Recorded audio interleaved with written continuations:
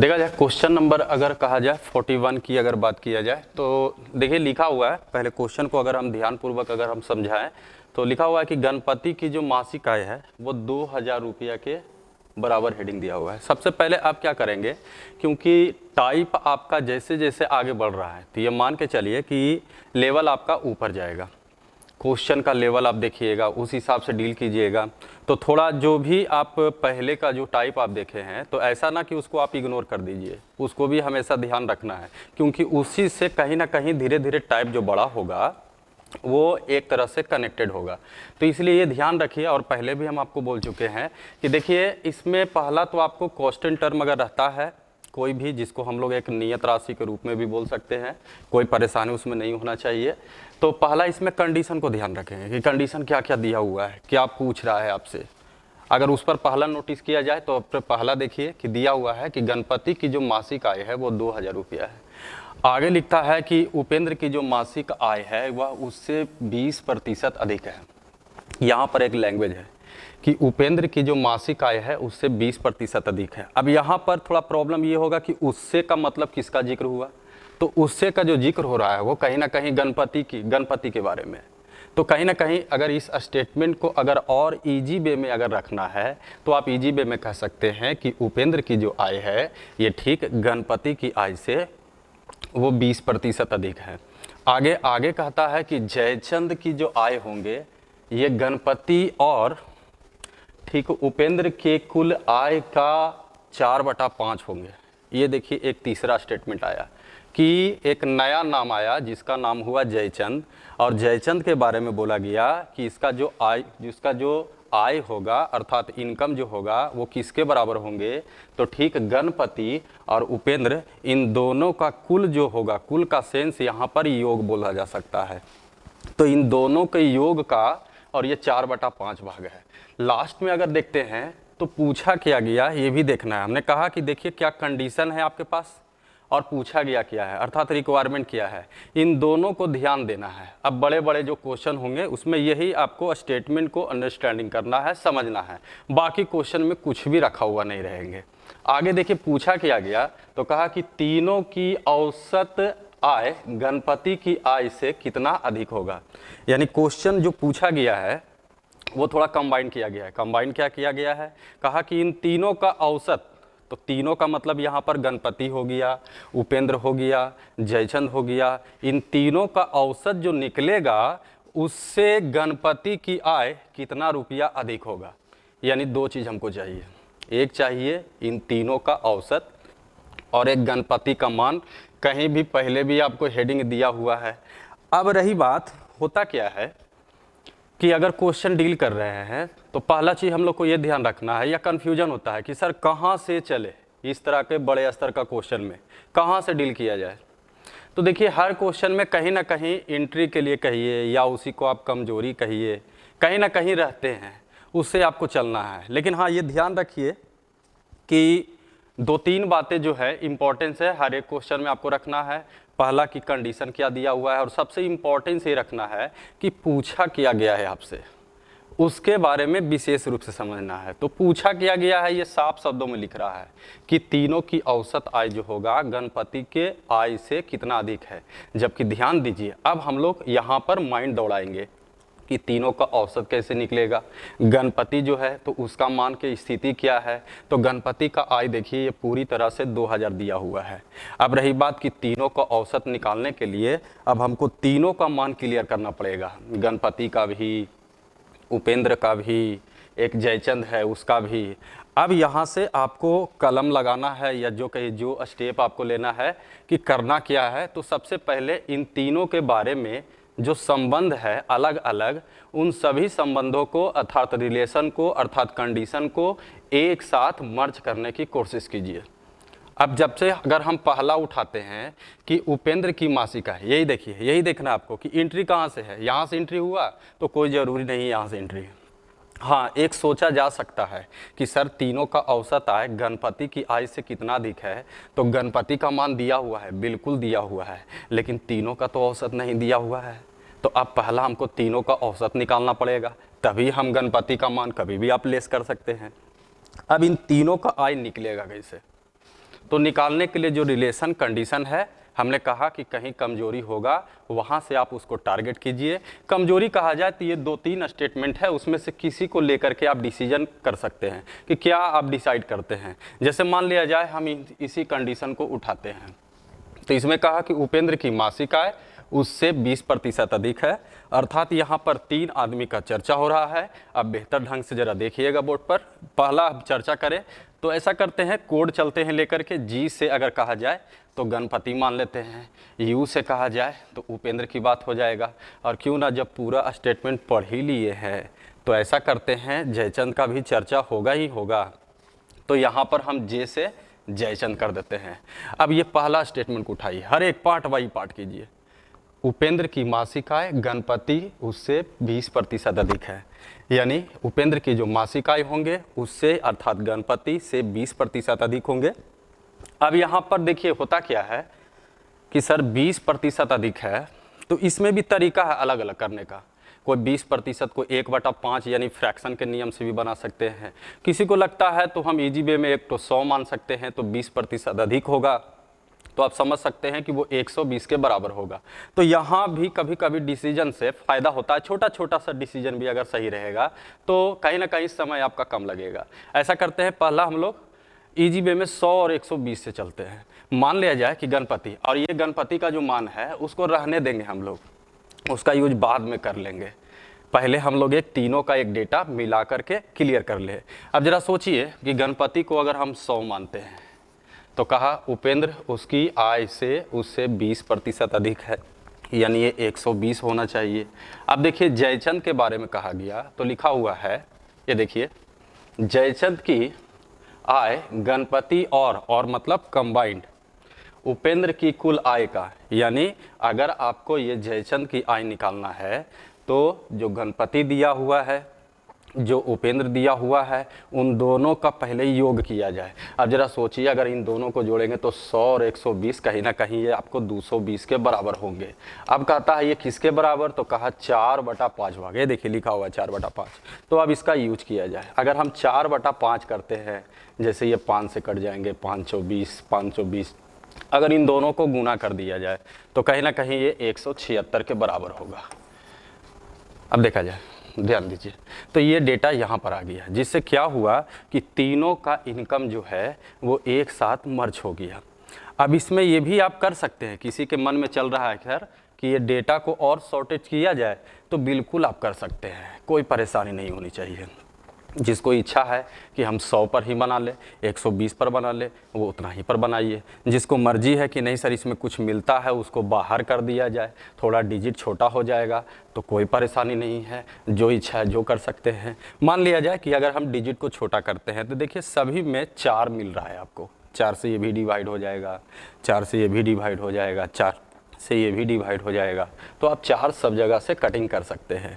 अब यहाँ अगर 4 काटिएगा तो ये आपका 25 आ जाएगा, यहाँ काटिएगा तो ये 30 आ जाएगा, यहाँ काटिएगा जैसे 4 चक 16, 4 चक 16, ये आपका 44 आ जाएगा। अब इसके बाद आपको देखना है तो कहीं ना कहीं अब आपको 25, 30 और 44 से ही काम चला सकते हैं। हमने पहले भी बोल दिया, किसी को मन है तो 100, 120, 176 जो लिखा हुआ है उससे भी आप काम चला सकते हैं, जो आपकी इच्छा, जो डिसीजन ले। अब देखना हम लोग को ये है, आगे कहा कि तीनों की औसत आय गणपति से कितना अधिक है। अब रही बात कि एक्यूरेट मान निकालने के लिए कोई आपके पास भी, जैसे जो क्वेश्चन आपसे पूछा गया वो तो कन्फर्म पूछा गया, तो उसके लिए एक माध्यम चाहिए। अब माध्यम किसको बनाएंगे, तो माध्यम का मतलब है एक एक्यूरेट मान चाहिए, एक नियत राशि, उसी को बोला जाता है कांस्टेंट टर्म। यानी कुछ किताब में कुछ एक्यूरेट मान दिया हुआ है, तो देखिए ये दिया हुआ है गणपति की मासिक आय कितना 1000, तो 2000। तो हम गणपति का, हमने कहा था कि देखिए जब रेशियो आपको हम पढ़ाएंगे तो उसमें पूरी तरह से बताया जाएगा। अभी हमने काम चलाने के लिए 1-2 उदाहरण भी आपको हम दिए थे कि उससे कम से कम कंपेयर करना आप सीख जाइए, बाकी उसके बाद कोई परेशानी नहीं है। अब यहाँ पर देखिए तो गणपति का जो मासिक आय है वो दिया हुआ है आपका 2000 रुपया, तो चलिए यहाँ पर हम लोग 2000 रुपया लिख देते हैं। इसके बाद अगर हम लोग को तुलना करना पड़े ये डेटा के सहारे, तो देखिए गणपति की आय जो है वो कितना है 25, तो आप 25 लिख सकते हैं नीचे। जबकि ये भी ध्यान रखना है, हमने कहा था, याद कीजिएगा पिछले वाले वीडियो में, कहीं ना कहीं क्वेश्चन जहाँ भी आप भूल जाएं, क्या कीजिए, जो वीडियो है उसको पीछे रिवर्स करके देखिए, कहाँ पर पॉइंट जो है वो क्लियर नहीं हो रहा है, फिर से देखिएगा क्लियर हो जाएंगे। तो हमने कहा था कि जो निकालना है उसको ठीक बगल में गुना कीजिए। अब रही बात निकालना क्या है, उसी को कह रहे थे रिक्वायरमेंट। अब निकालना आपको है कि तीनों की जो औसत आय है ये गणपति की आय से कितना अधिक है। तो क्यों ना जब हम इस डेटा का उपयोग किए तो इसी डेटा से उपयोग करके, अर्थात कहने का मतलब हुआ कि इसी डेटा से हम एवरेज बना ले, और जो गणपति का डेटा है अंतर कहा है तो अंतर कर ले, जो फ्रेश करने में टाइम लगे, और उसके बाद ठीक बगल में गुना कर दे, ये आपका आंसर हो जाएगा। अब जरा सोचिए कि अगर इन तीनों का औसत निकालना तो क्या कीजिएगा। तो इसके लिए बहुत उपाय है। किसी लोग कर सकते हैं कि सर ज़्यादा बड़ा तो डिजिट है नहीं, छोटा है, क्यों ना इसको जोड़ दिया जाए, जोड़ करके 3 से भागा दे देते। तो बिल्कुल आप स्वतंत्र हैं, हमने कहा कि बस डिसीजन आपको लेना है, अलग अलग आपको ऑप्शन भी दे दिया गया है। तो इस आधार पर अगर कोई कहेगा कि हम तीनों को जोड़ देते हैं तब भी औसत होगा, क्योंकि औसत तो आपको चाहिए ही चाहिए, यही तो इसमें मेन कड़ी था। उसके बाद गणपति है तो गणपति का तो मान पहले से दिया हुआ था, गणपति का मान इस डेटा में भी दिया हुआ है। तो कहीं ना कहीं पूरा अगर फोकस कहा जाए तो हम एवरेज निकालें। अब एवरेज आप जैसे निकालिए, तीनों को जोड़ करके 3 से भागा दीजिए। अगर आप तीनों को जोड़ते भी हैं तो कहीं ना कहीं जैसे 4 3 7 2 9 5 4 9 99 होंगे, थोड़ा सा समझ लीजिए। उसके बाद 3 से भागा देंगे तो ये क्या हो जाएंगे आपका 33। यानी कहीं ना कहीं इस डेटा के सहारे इसका जो एवरेज है, जो औसत है, वो 33 के बराबर है। चलिए, अगर ये समझ गए हैं तो हमने कहा कि निर्णय आपका सही होना चाहिए। निर्णय का मतलब हुआ कि अगर इन तीनों को जोड़ें, क्या कोई जोड़ने का अलावा भी कोई और मेथड बताए थे? अगर आप उसका करना चाहते हैं कि हम तीनों को मिला दें, उससे एवरेज बनाना चाहें, जोड़ना नहीं चाहें, तो बिल्कुल आप कर सकते हैं। खैर, हमने कोई बात नहीं, जोड़ का जो मेथड था उससे हम आपको जोड़ के बताएं और 3 से भागा दिए। एवरेज जो इसका आया वो कहीं ना कहीं 33 आया। अगर हमने कहा कि और भी ऑप्शन हो सकते हैं एवरेज निकालने का, तो याद कीजिए कहे थे कि किसी को भी राउंड फिगर लीजिए, मिडिल वैल्यू लीजिए, याद कीजिए पिछले वीडियो के हिसाब से। तो अगर आपको लगता है कि हम इन तीनों का एवरेज कर दें, जबकि ध्यान रहे कन्फ्यूजन ना हो, जी का भी मतलब एक ही आदमी, यू का भी मतलब एक ही आदमी, और कहीं ना कहीं जो जे का मतलब जयचंद है वो भी एक आदमी। तो संख्या आपको लेना देना नहीं है, सब में एक एक एक होगा। तो इन तीनों को सिर्फ मिलाना है। और अब देखिए, राउंड फिगर अगर आप मिडिल वैल्यू के रूप में ले लिए, हमने कहा था कि एक ऐसा मान को उठाइए जो ना ज़्यादा बड़ा हो ना ज़्यादा छोटा हो। उसी आधार पर हमने एक मिडिल वैल्यू 30 को ले लिया। अब सभी को इसमें मिलाएंगे, जो पहले का मेथड बताया गया था। तो आना है तो कितना लेके आना पड़ेगा? 30 रुपया। इस सभी ग्रुप को एक में मिलाना है। अब ये मुझमानी सोचिए, आना है तो कितना लेके आना पड़ेगा? 30 रुपया। अगर ये आएगा सर तो कितने का घाटा देगा? 5 रुपये का घाटा देगा। ये आएगा तो कितने का घाटा देगा? देख सकते हैं, घाटा तो नहीं देंगे, ये आपको फ़ायदा देंगे। कितने रुपये का? 14 रुपये का। अब इन दोनों को माइनस करेंगे तो इन तीनों आदमी पर घाटा जो भी हो या फ़ायदा जो भी हो उसका असर देखेंगे। तो देखिए, 14 रुपया इस ग्रुप में आने से 14 रुपया का फ़ायदा देगा, और ये आएगा तो 5 रुपया घाटा होगा। कि इन दोनों को ही माइनस कर ले। अब माइनस करेंगे तो 14 रुपया फ़ायदा में है, 5 रुपया घाटा में है। बताइए फ़ायदा में कितना हो जाएगा? 30। कितना हो सकते हैं आप? 9 रुपया। अब ये 9 रुपया का फ़ायदा जो है, ये 30 जो आप एवरेज लिए थे, 9 रुपया का फ़ायदा अगर कहा जाए तो 9 रुपया का फ़ायदा कितने लोग मिल के उठाएंगे? तो कहीं ना कहीं 9 रुपया का फ़ायदा ये 3 गो मिल के उठाएंगे, 1 2 और 3। अगर हम 3 से इसको भागा देते हैं तो ये भी देखिए आपका 33 जो है वो एवरेज आ गया। आगे कहा गया औसत से गणपति की आय कितना रुपया अधिक है। तो गणपति, यही वाला गणपति की बात किया जा रहा है। इसमें कहा जाए तो 25 अगर आप घटाते हैं तो आपका वैल्यू 8 गिरता है। 8 जो है वो एक्यूरेट मान जो पूछा गया उसके बारे में है। हमने 8 को बगल में गुना कर दिया। ये कटता है तो काट सकते हैं, जैसे 25 8 200, और 8 को 8 से गुना कीजिएगा, 8 8 64, और ये एक जीरो था, एक जीरो दे दिया गया, अर्थात 640 रुपया जो होगा वो अधिक के बराबर होगा। देख सकते हैं 640 है, तो ये देखिए 640 आपका दिया हुआ है, अर्थात ऑप्शन जो कहा जाए वो बी के बराबर होंगे। क्लियर? अगर और किसी को मन है, ध्यान दीजिएगा, हमने कहा था कि देखिए अगर ऑप्शन निकाल के चलिए, कभी कभी रेशियो, कभी कभी एवरेज, मिक्स क्वेश्चन में काम देंगे, कहाँ पर आपको डिसीजन लेना है। कुछ लोग के अगर मन में ये चल रहा है, ज़रा ध्यान दीजिए, अगर और चाहते हैं कि और इजी हो जाइए तो देख सकते हैं इसमें। डेटा अलग अलग कलेक्शन जो होता है उसको किस तरह से सेट कर रहा है, वो भी एक तरह का वाइटर रोल का काम करेगा। जैसे यहाँ पर 3 आदमी, वो तो बेहिचक समझ रहा है। आइए फिर से अगर दूसरे ढंग से अगर इसको सोचा जाए तो क्या कर सकते इस क्वेश्चन में। जैसे ध्यान दीजिए, जी से गणपति माना गया, यू से उपेंद्र हो गया, जे से जयचंद हो गया। पहला है गणपति का जो है वो 2000, उसको रहने देते हैं, चलिए रहने देते हैं, अभी भी कांस्टेंट टर्म के रूप में हो जाएंगे। ये देखिए जो 20% है, कुछ लोग हो सकता है इस आइडिया पर सोच रहे होंगे कि सर ये 1/5 हो सकता है, जो हम इसके पहले जिक्र किया कि देखो ऐसे भी सोचा जा सकता है, कोई परेशानी नहीं है। जब आपके पास ऑप्शन ढेर सारा रहेगा, जिस तरह का मेथड निकाल करके बनाइए वो ज़्यादा बेहतर होंगे। तो चलिए इस मेथड के आधार पर भी सोचिए, मतलब समय के हिसाब से सोचा जाए कि और कहीं टाइम कम लग सकता है, फिर अगला प्रोसेस के हिसाब से थोड़ा देखा जाए। अगर हम 20% को कहें तो कुछ लोग कहा गया कि 20% को 1/5 भी लिख सकते हैं, बिल्कुल लिख सकते हैं। ये हो गया एक फ्रैक्शन के हिसाब से सोचना। अब जरा सोचिए तो इसके बारे में क्या कह सकते हैं कि उपेंद्र की जो मासिक आय है उससे अर्थात गणपति की आय से 1/5 अधिक है, अर्थात गणपति का मान जो होगा वो 5 होगा, तो यू जो होगा वो 1 अधिक होगा, तो 5 और 1 कितना हो गया 6।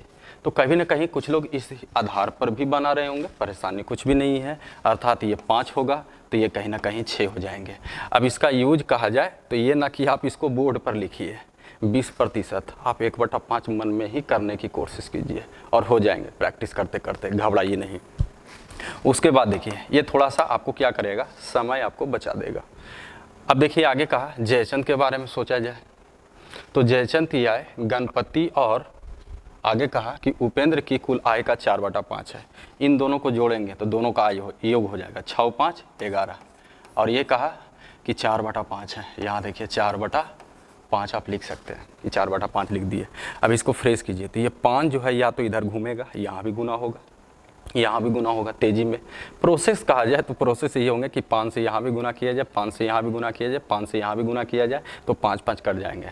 सर टाइम नहीं रहेगा, इसको सीधा सीधी घुमाइए, 5 यहाँ भी गुना होगा, 5 यहाँ भी गुना होगा, तो ये वैल्यू जो होगा वो 25 हो जाएंगे, ये वैल्यू जो होगा वो 6 5 30 हो जाएंगे, और ये 11 चक 44, और ये जब घुमा ही था तो ये 5 यहाँ से हट गया। ये देखिए डेटा आपको आ गया। तो इस तरह से भी डेटा कर सकते हैं।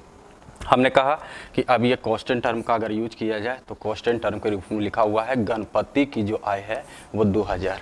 अब सोचिए गणपति की आय अभी आपका कितना शो कर रहा है 25। अब इस डेटा को भूल जाइए, फ्रेश करके जो डेटा लाए हैं उस डेटा से ही मतलब रखने की कोशिश कीजिए। गणपति का तुलना ये गणपति से हो गया, जो निकालना है उसको बगल में गुना करना है।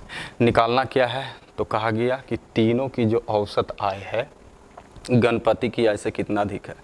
गणपति का मान फिक्स है, यानी हम जल्दी से तीनों का औसत निकाल ले, गणपति से लेस कर दे, जो लेस करके आएंगे वही तो पूछ रहा है, उसी को तो बगल में गुना करना है यहाँ पर। अब जरा सोचिए इन तीनों का औसत कहा जाए तो औसत के लिए देखिए 30, एक मिडिल वैल्यू ले लिया। हमने ये भी कहा था कि कोई ज़रूरी नहीं है मिडिल वैल्यू, जो इच्छा जो लीजिए, 25 उठा सकते हैं, 30 उठा सकते हैं, 44 उठा सकते हैं। किसी के मन में चल रहा है सर हम 32 उठा लीजिए, कोई परेशानी नहीं है, डील कीजिए, आंसर आ जाएंगे। 30 एक फ्लेक्सिबल हो जाएंगे।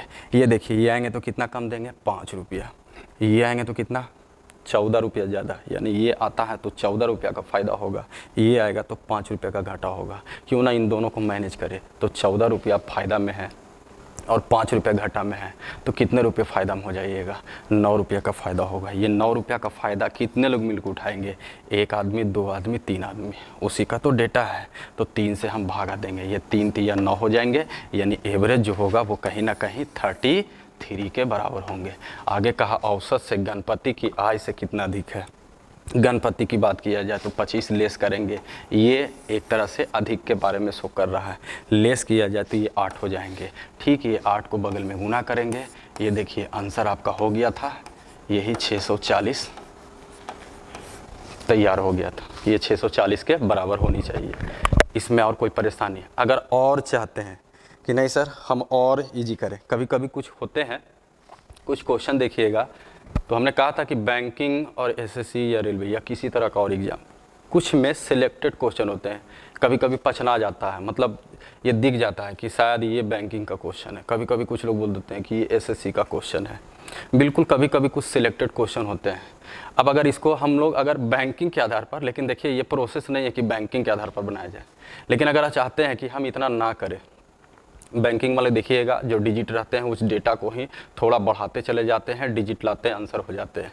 तो उस आधार पर अगर आप रेशियो का यूज नहीं करना चाहते हैं तो इसके में और ऑप्शन क्या हो सकता है देखना चाहते हैं, ठीक है, देख सकते हैं, ध्यान दीजिएगा, लेकिन प्रैक्टिस करना है। में देखिए बैंकिंग की तरह देखिएगा तो इसमें ये ध्यान रखना है आपको, जैसे तीनों नाम दिया हुआ है तो पहले तीनों नाम के बारे में देखिए। जैसे दिया हुआ है आपका गणपति, तो हम गणपति के बारे में जैसे आपको कोड करना है जी से। एक उपेंद्र दिया हुआ है उसको आप यू से कोड कर लीजिए। एक आपका जयचंद दिया हुआ है, इसको हम लोग जे से सूचित कर लिए।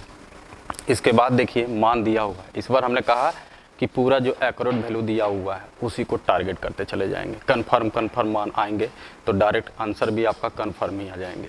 अब इसमें गणपति के बारे में देखिए दिया हुआ था आपका कि वो 2000 रुपया है, तो गणपति का कन्फर्म मान ये दे दिया कि ये 2000 रुपया के बराबर होंगे। उपेंद्र के बारे में कहा कि उपेंद्र की जो मासिक आय है उससे 20% अधिक है, उससे का मतलब हुआ गणपति, अर्थात तो उपेंद्र के बारे में सोचा जाए तो कह सकते हैं कि उपेंद्र की जो आय होंगे वो गणपति से ठीक 20% अधिक होंगे। जबकि ध्यान दीजिए गणपति का मान दिया हुआ है 2000 रुपया। अब क्यों ना यहीं पर इसका 20% इंक्रीज करके इसका मान को लाया जा सकता है। अब देखिए यहाँ पर अगर 20% की बात हो जाए तो क्या कलम लगाइएगा, नहीं, थोड़ा याद कीजिए, कोई भी नंबर अपने आप में 100% है। एक अंक के बाद पॉइंट 10%, 2 अंक के बाद पॉइंट 1%, उसका यूज किया जाए। अब ऐसा सोचिए कि ये जो आदमी से है 20% अधिक, अर्थात अगर हम इसका 10% कहेंगे तो वो 200 रुपया होगा, अगर हम 20% कहेंगे तो वो 400 रुपया होगा।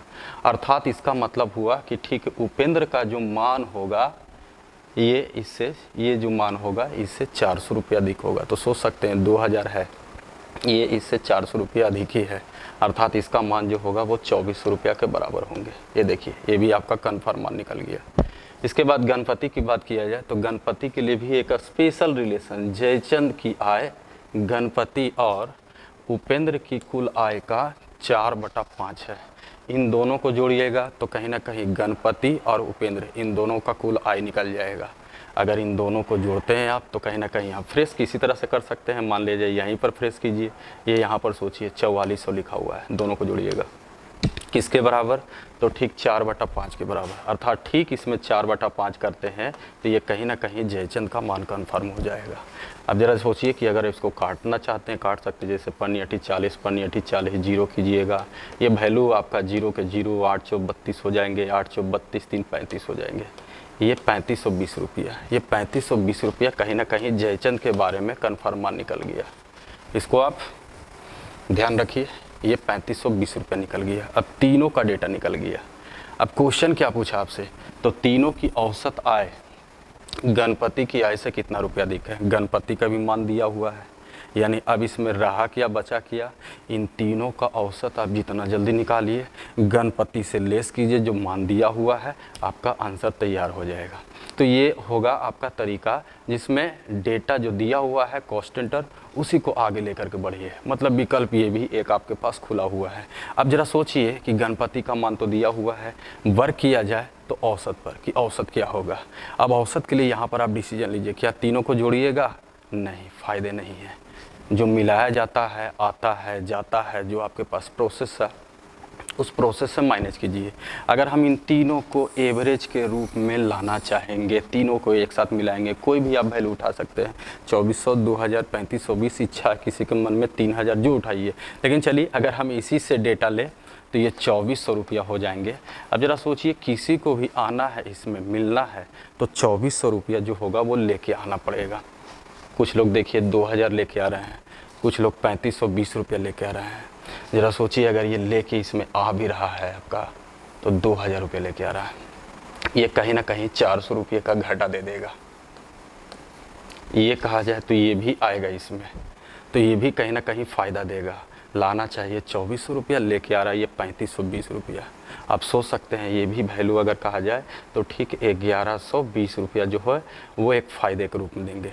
जबकि आपको पहले से बताया गया है कि अगर कॉम्प्रोमाइज़ करते हैं तो जो घाटा होता है, जो फ़ायदा होता है, उन दोनों को जोड़ने की कोशिश कीजिए या कॉम्प्रोमाइज़ कीजिए, या तो निगेटिव हो सकते हैं या तो पॉजिटिव।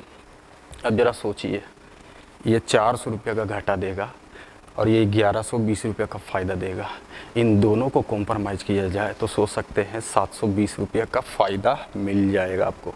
ये 720 रुपये का फ़ायदा जो है वो कौन उठाएंगे, तो ये 3 आदमी, 1 2 3।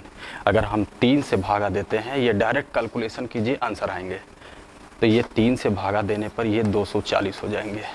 ये कहीं ना कहीं इसी के साथ ये मिला हुआ है, ये वैल्यू हो गया एवरेज का।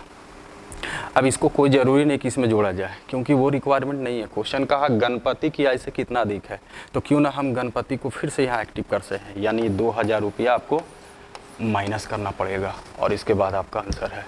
अब आप इसको जैसे जोड़ करके लेस कीजिए। कुछ लोग ऐसे कर सकते हैं, सर 2000 पार हो गया, बाकी बचा 400 रुपया, एक अंदाज़ा प्रैक्टिस इसी तरह से होना चाहिए बैंकिंग के हिसाब से। 2000 2400 है, यहाँ आपको 2000 लेस करना है, तो हम 2000 कॉम्प्रोमाइज़ कर देते हैं, बाकी बचा इसका 400 और 240 रुपये ये है। आपका आंसर तैयार हो जाएगा। ये वैल्यू जो होगा वो ठीक कहीं ना कहीं 400 यहाँ से बचा, 240 यहाँ से है, ये 640 आपका आंसर हो जाएगा। ये कहीं ना कहीं ऑप्शन जो होगा वो बी के बराबर होगा, तो ये फ़ायदा होगा इससे। चलिए नेक्स्ट क्वेश्चन पर चलते हैं। क्या है अगला क्वेश्चन, ध्यान दीजिएगा।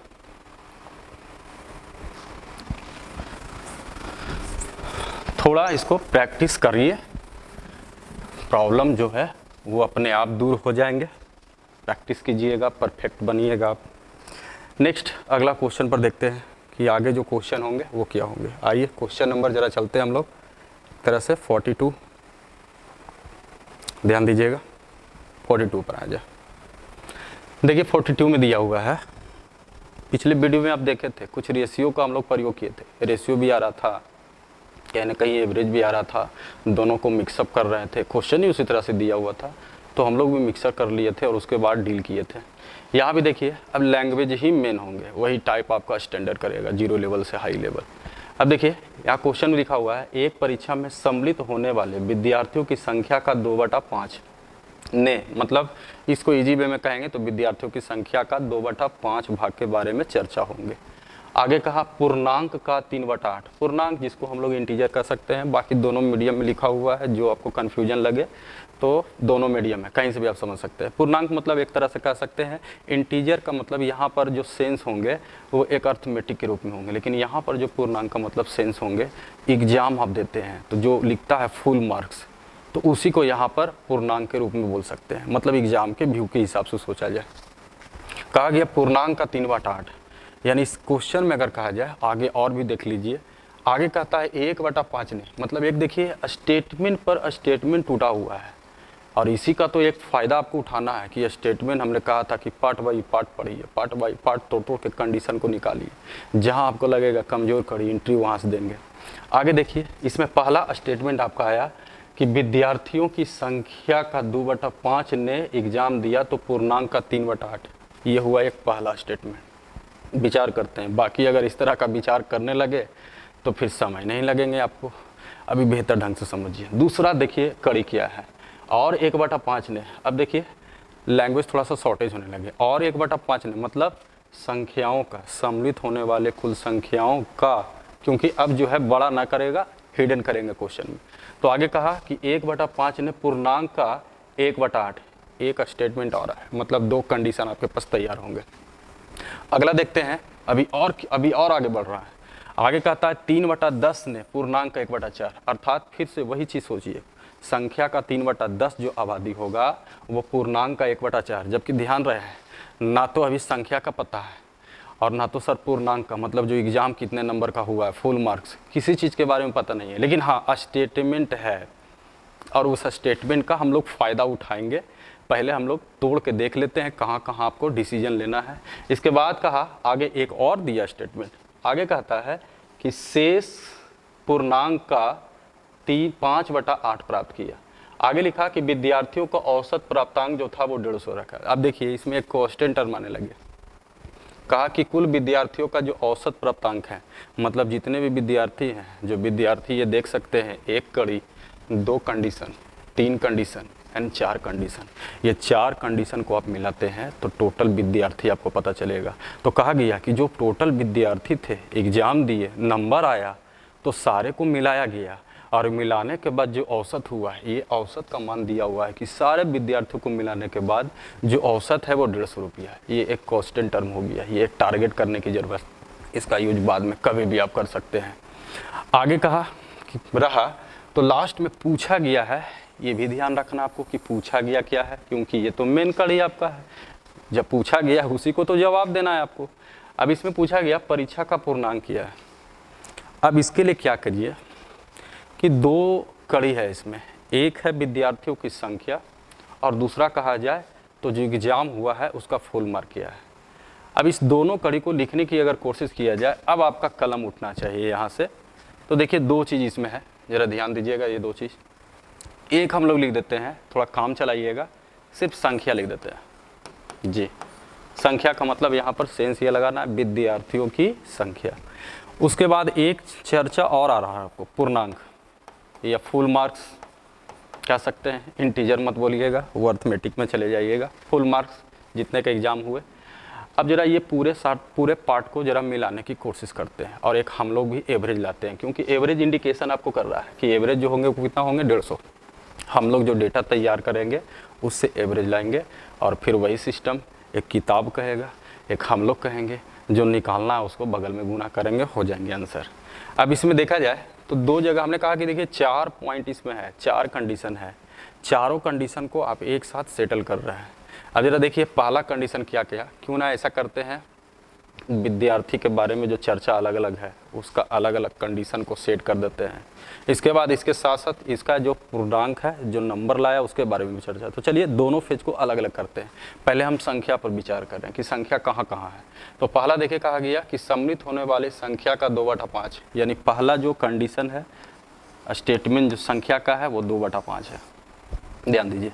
दूसरा अगर संख्या पर कहें तो और 1/5 नहीं, ये संख्या के बारे में। दूसरा ये 3/8 जो दिया हुआ है वो पूर्णांक है। हमने कहा कि क्यों ना संख्या को भी पहले टारगेट कर ले और ये 3/8 जो है पूर्णांक, उसको भी स्पेशल टारगेट कर लेंगे, जिससे डेटा आपको अच्छा लगेगा दिखने में भी, समझने में भी।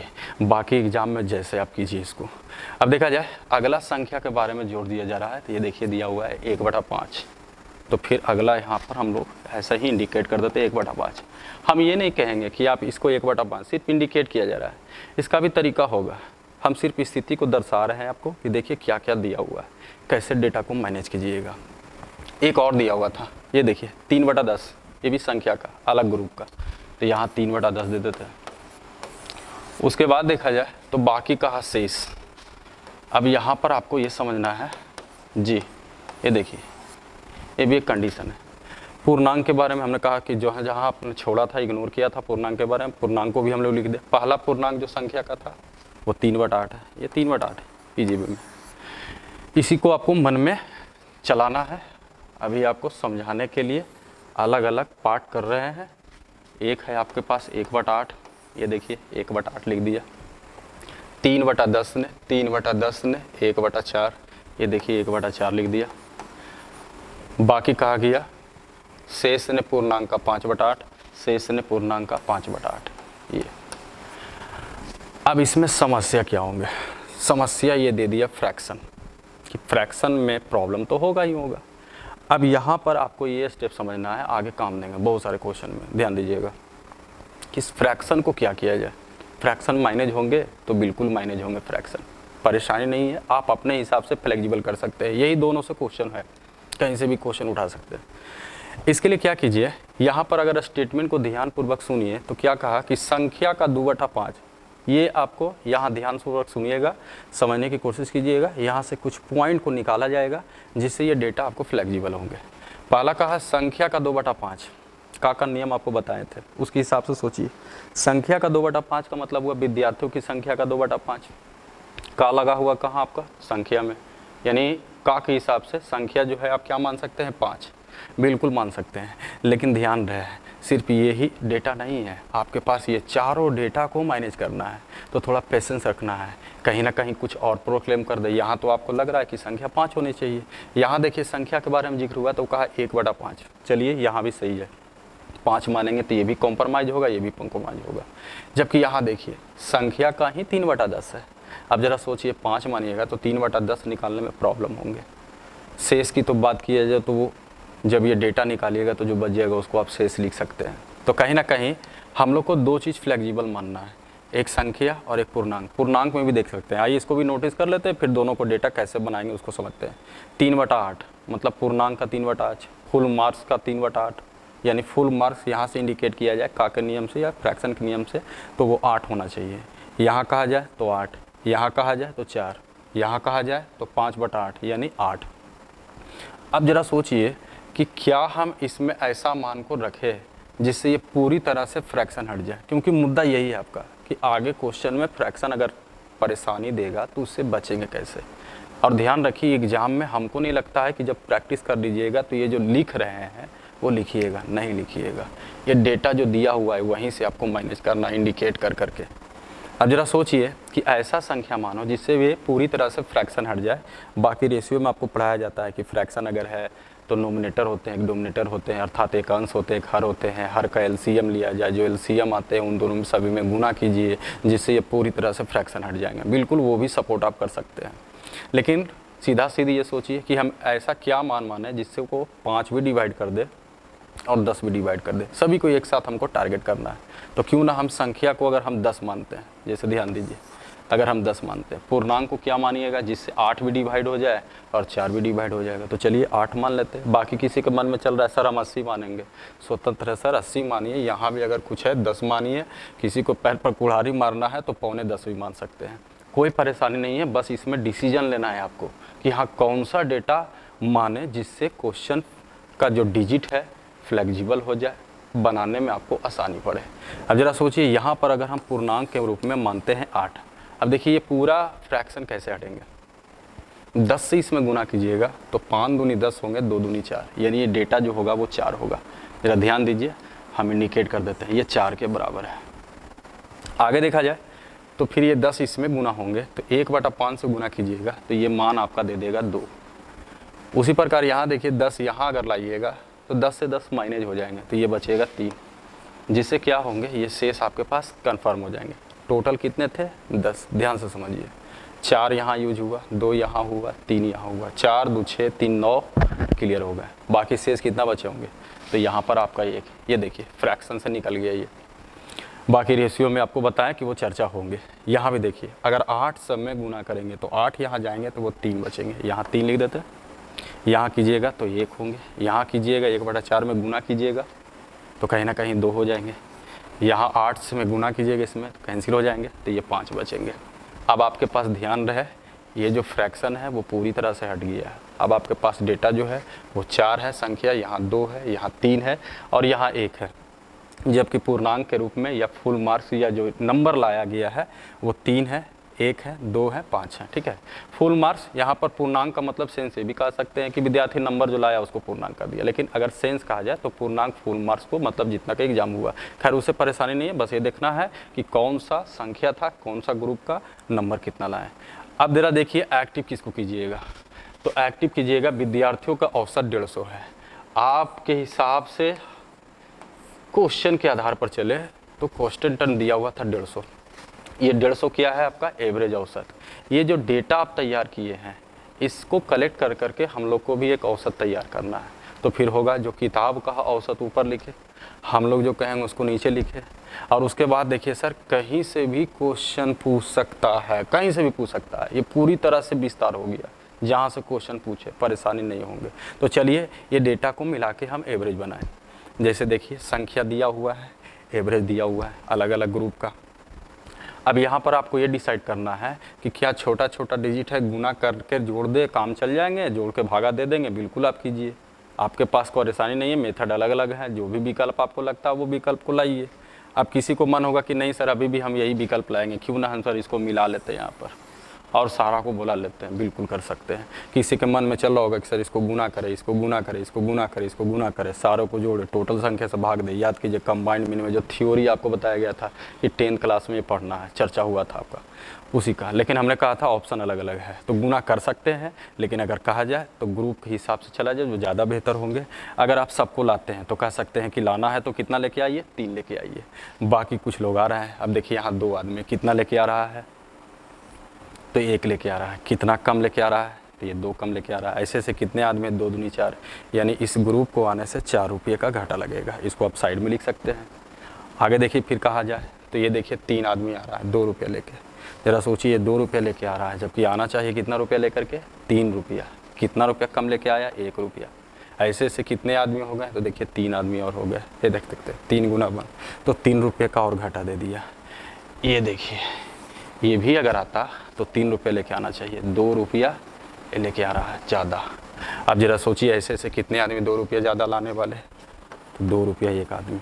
एक को कॉम्प्रोमाइज़ किया जाए, कॉम्प्रोमाइज़ कीजिएगा तो 4 रुपया आपका जो हो गया वो निगेटिव, 3 रुपया निगेटिव, 7 रुपया, 2 रुपया पॉजिटिव, यानी 7 रुपया में निगेटिव है और 2 रुपया पॉजिटिव है। कॉम्प्रोमाइज़ कीजिए तो कहीं ना कहीं कह सकते हैं कि ये 5 रुपया अभी भी आप घाटा में रहिएगा। कौन सहेगा घाटा, ये पूरा ग्रुप मिल करके। ग्रुप का मतलब संख्या, संख्या कितने हैं, 4 2 6 3 9 और 1 10। 5/10 को आप क्या पढ़ सकते हैं, 1/2। 1/2 का मतलब आधा मगही भाषा में। अब जरा सोचिए 3 रुपया में आधा रुपया घटाइएगा तो कितना हो जाएगा आपका, 2.5 रुपया।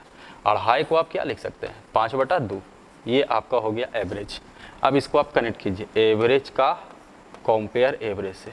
आगे हमने कहा कहीं से भी पूछ सकता है, पूछा कि आपसे तो कहा कि बताइए परीक्षा का पूर्णांक क्या है, यहाँ से यहाँ से यहाँ से यहाँ से कहीं से पूछेंगे। आपसे पूछे परीक्षा का पूर्णांक क्या है, पूर्णांक क्या है, देखिए कितना है 8। 8 से गुना कीजिए, आंसर हो जाएंगे। ये देखिए 5 तिया 15, ये 2 ऊपर जाएंगे, 3 दूनी 6, 6 8 48, 480।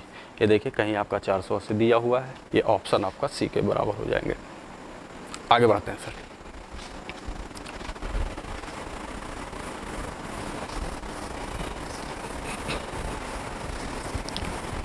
देखते हैं अगला क्वेश्चन को ध्यान दिया जाए।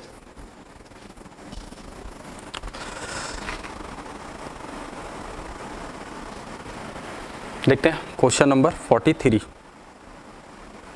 43 में देखिए दिया हुआ है 3 संख्या ए, बी और सी, और इन तीनों में पहले से रेशियो दिया हुआ है कि 1, 2 और 3 होनी चाहिए। आगे कहा यदि उनका औसत जो है वो 600 रुपया, चलिए कन्फर्म मान भी दिया हुआ कि इन तीनों का एवरेज जो है वो 600 के बराबर है।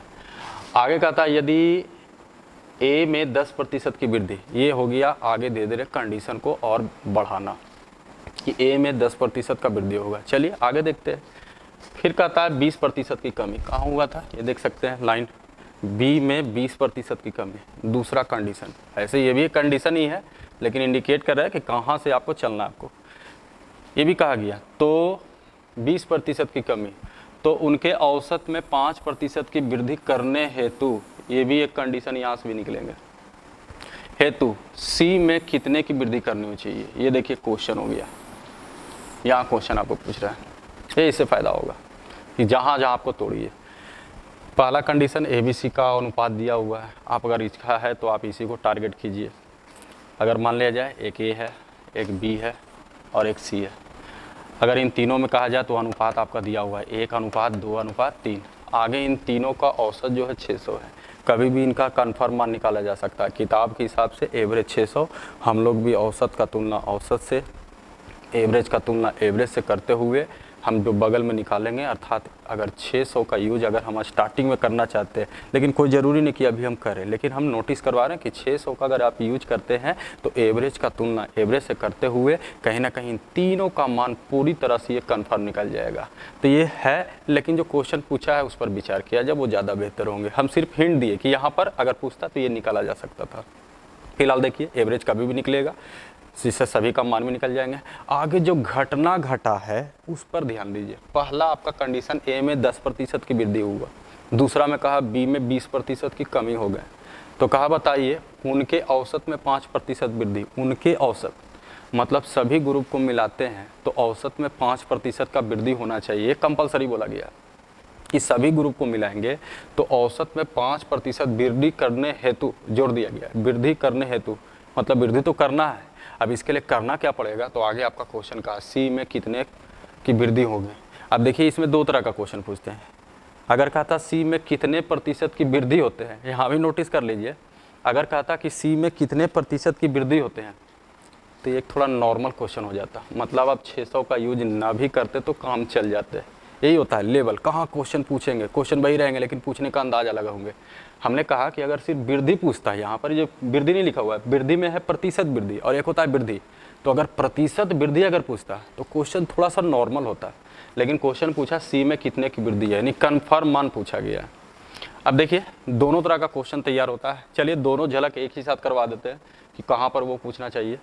अब जरा सोचिए, तो पहला अगर कहा जाए तो इसमें बोला गया आपको एवरेज का ही टारगेट करते हैं, बाकी किसी को और मन होगा तो और दूसरे वेराइटी भी देख सकते हैं, लेकिन अभी एवरेज है हिसाब से चलिए। कभी कभी रेशियो आ रहा है, दोनों को मिक्स किया जा रहा है।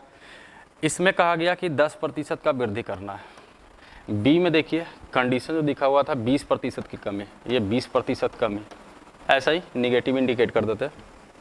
अब कहता उनके औसत में, उनके औसत का मतलब इन तीनों ग्रुप को मिलाइएगा तभी ना एवरेज तैयार होगा, उनके औसत तीनों को मिलाया जाए।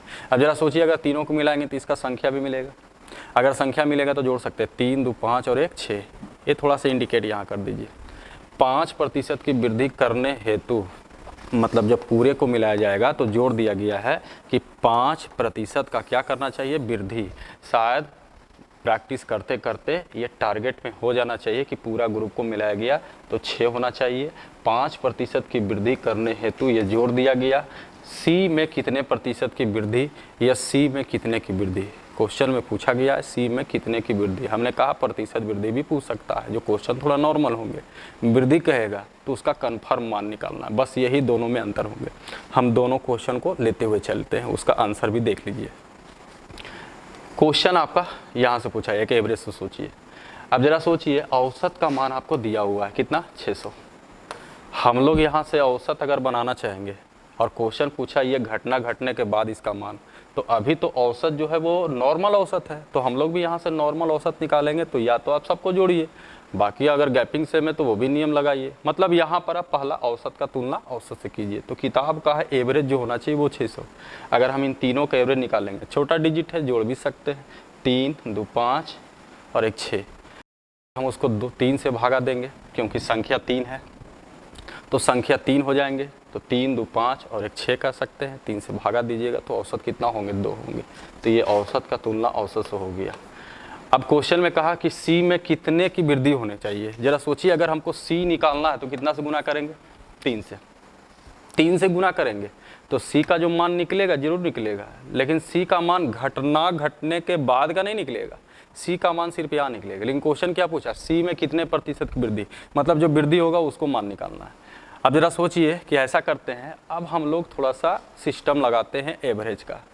6 आदमी है, जरा ध्यान से सोचिए कि 6 आदमी यहाँ दिया हुआ है, सबको कितना चाहिए, एक बंटवारा के हिसाब से आप सोच सकते थे, लेवल उसी तरह से सोचा जाए। 6 आदमी है, सबको कितना चाहिए था, 5 रुपया। एक देखिए इसी में से ये भागा, इसी में से ये भागा, इसी में से ये भागा। जाना चाहिए तो 5 रुपया, आना भी चाहिए तो 5 ही लेके आना चाहिए। ये देखिए सर ये लेके जा रहा है ज़्यादा, ये आपको पैसा छोड़ के जा रहा है, इस पर असर पड़ेगा। क्वेश्चन यहाँ से पूछा गया, प्रतिशत में ना पूछ करके कन्फर्म मान। हमने कहा दोनों तरह का क्वेश्चन पूछेगा। प्रतिशत कहता तो इतना ही का यूज होता, इसका कोई यूज नहीं करता। कन्फर्म मान कहेंगे तो जो मान निकालेंगे उसको हम लोग यहाँ पर यूज करके आंसर निकाल लेंगे। अब जरा सोचिए इसके बारे में समझा जाए, जाने वाला है उसी सिस्टम सोचिए, किसी को भी जाना चाहिए तो 5 ही लेके जाना चाहिए। एक ठो 10 लेके जा रहा है, एगो 20 रुपया कर्जा मतलब छोड़ के जा रहा है। हम इसके बारे में सोचेंगे तो इसको भी कितना मिलना चाहिए, 5 मिलना चाहिए। तो हम पहला टारगेट करेंगे 5।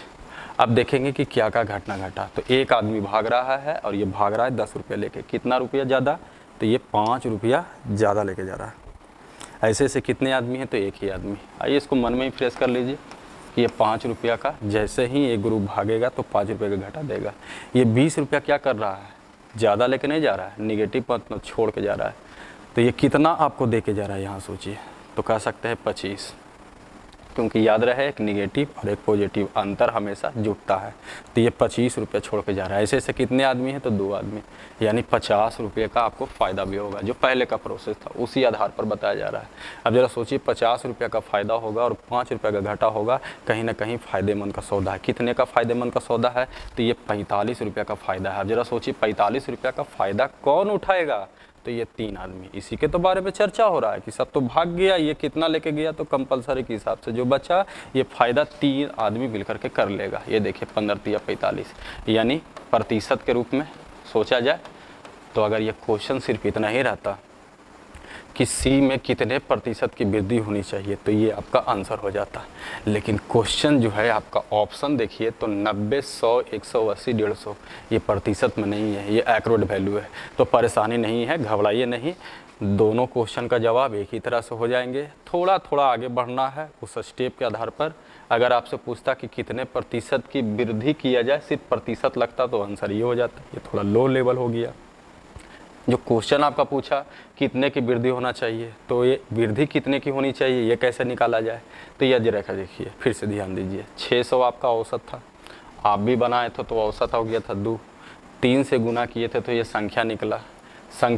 तो जो क्वेश्चन का रिक्वायरमेंट है कितने की वृद्धि करना चाहिए, तो इस संख्या में कितने का वृद्धि होना चाहिए, 20% का वृद्धि। अब यहाँ पर अगर आप 20% गुना करते तो आंसर है। अगर आप थोड़ा फ्लेक्सिबल करना है तो कोई भी नंबर अपने आप में 100%, इसको फिर से आप कांस्टेंट टर्म के रूप में मानिए। हम लोग तुलना कर देते हैं यहाँ 100 से, और अगर 20% की वृद्धि, मतलब ये वृद्धि ही पूछा है तो 20 से गुना कीजिए। अगर कहता कि वृद्धि होने के बाद कितना है, तो 120 आप लिख सकते हैं। ध्यान से समझ लीजिए, कन्फ्यूजन यहाँ भी होंगे।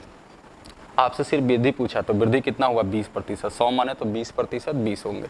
अगर 120 लिखते हैं तो वो बेवकूफ़ी होगा। 120 का मतलब वृद्धि होने के बाद टोटल वैल्यू, आपसे टोटल वैल्यू नहीं पूछा है वृद्धि होने के बाद, मात्र वृद्धि। तो वृद्धि के लिए 20 से गुना करेंगे। अब इसको डील किया जाए, आंसर हो जाएंगे। देखिए 00 कैंसिल हो जाएंगे, ये भी 2 तिया 6 कट जाएंगे। आगे देखिए गुना कीजिए, 3 तिया 9, 9 दूनी 18, ये देखा जाए तो ये आपका आंसर हो जाएगा कि 180 के बराबर होनी चाहिए। ध्यान दीजिए, आगे बढ़ते हैं इसमें।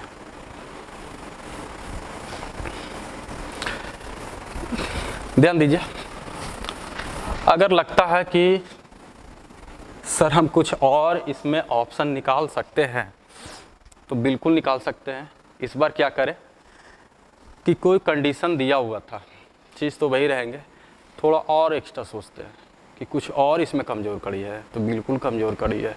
हम सिर्फ आपको ऑप्शन दे रहे हैं, विस्तार कर रहे हैं कि देखिए कहाँ कहाँ कमजोरी है इसमें।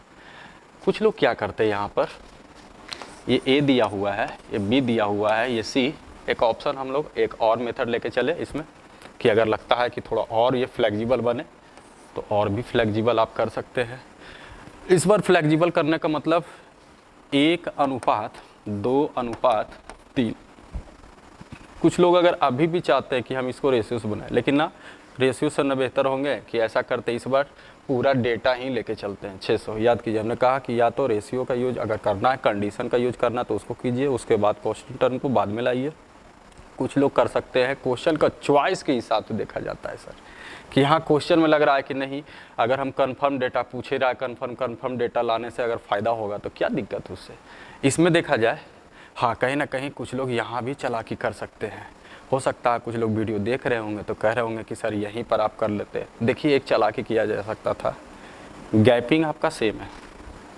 देखिए यहाँ भी गैपिंग कितने का है, 1 का, यहाँ भी गैपिंग 1 का।